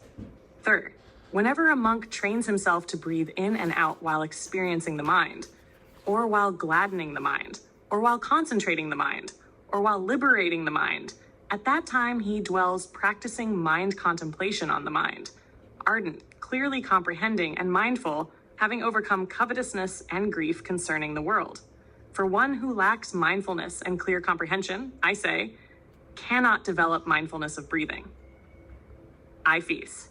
Whenever a monk trains himself to breathe in and out while contemplating impermanence, dispassion, cessation, or relinquishment, at that time he dwells practicing mind-object contemplation on mind objects, ardent, clearly comprehending, and mindful, having overcome covetousness and grief concerning the world. Having wisely seen the abandoning of covetousness and grief, he looks on with perfect equanimity. Mindfulness of breathing, monks, in that way cultivated and regularly practiced, brings the 4 foundations of mindfulness to perfection. And how do the 4 foundations, cultivated and regularly practiced, bring the 7 factors of enlightenment to perfection? Whenever a monk dwells in the contemplation of body, feelings, mind, and mind objects, ardent, unclouded mindfulness becomes established in him.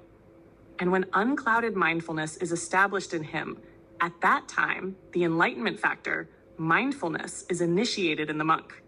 At that time, the monk develops the enlightenment factor, mindfulness.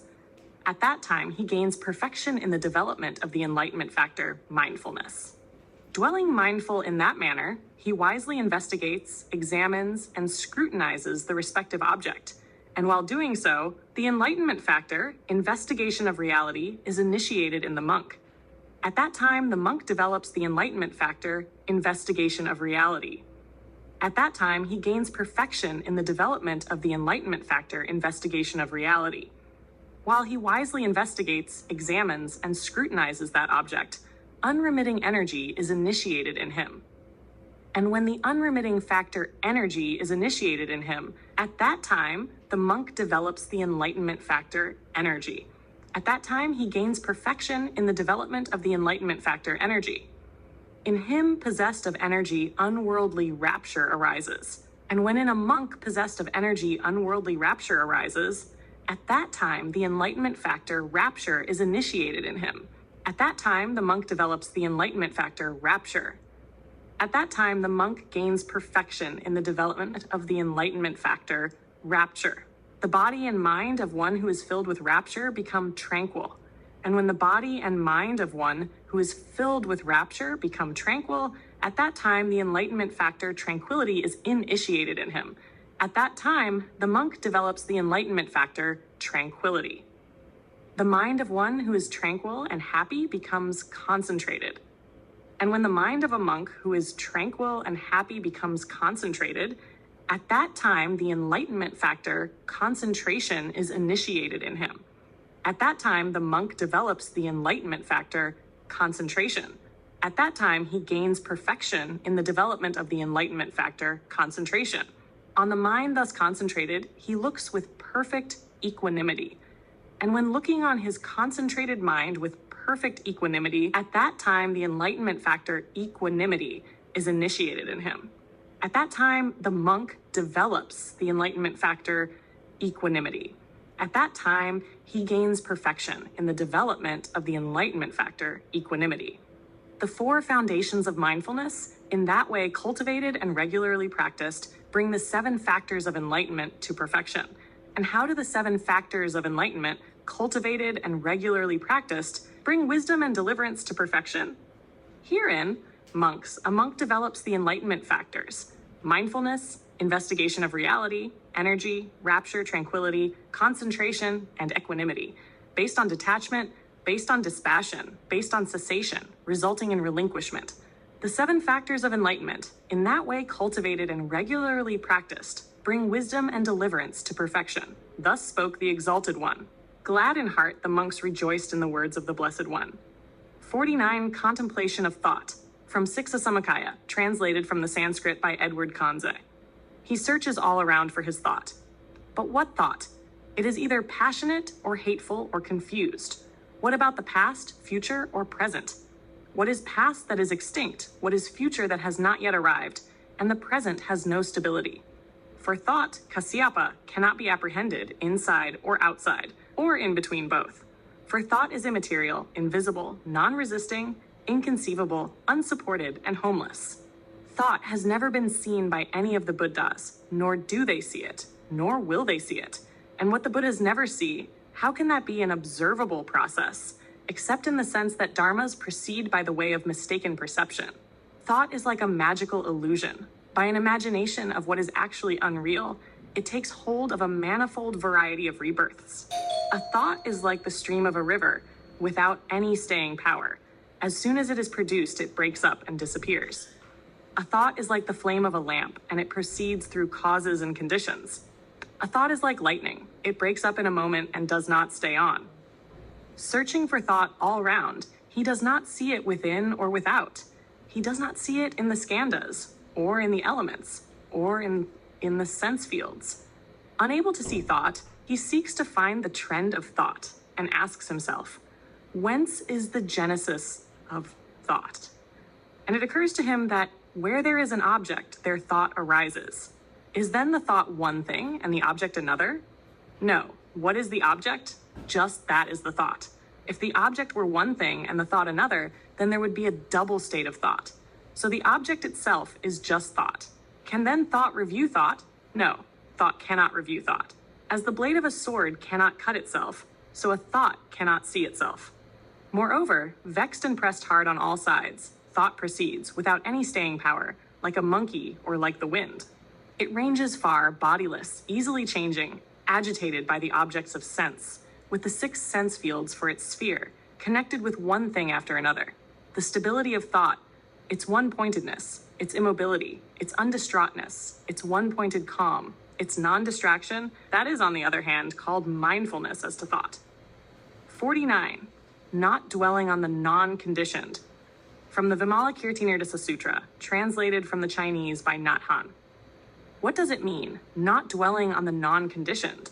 The Bodhisattva contemplates the reality of emptiness, but does not take emptiness as an object of attainment. The Bodhisattva practices the reality of non-appearance and non-pursuit, but does not take non-appearance or non-pursuit as an object of attainment. He contemplates the reality of non-creation, but does not take non-creation as an object of attainment. He meditates on the truth of impermanence, but does not abandon his work to serve and save. He meditates on suffering, but does not reject the world of births and deaths. He meditates on extinction, but does not embrace extinction. He meditates on detachment, but goes on realizing good things in the world. He meditates on the homeless nature of dharmas, but continues to orientate himself toward the good.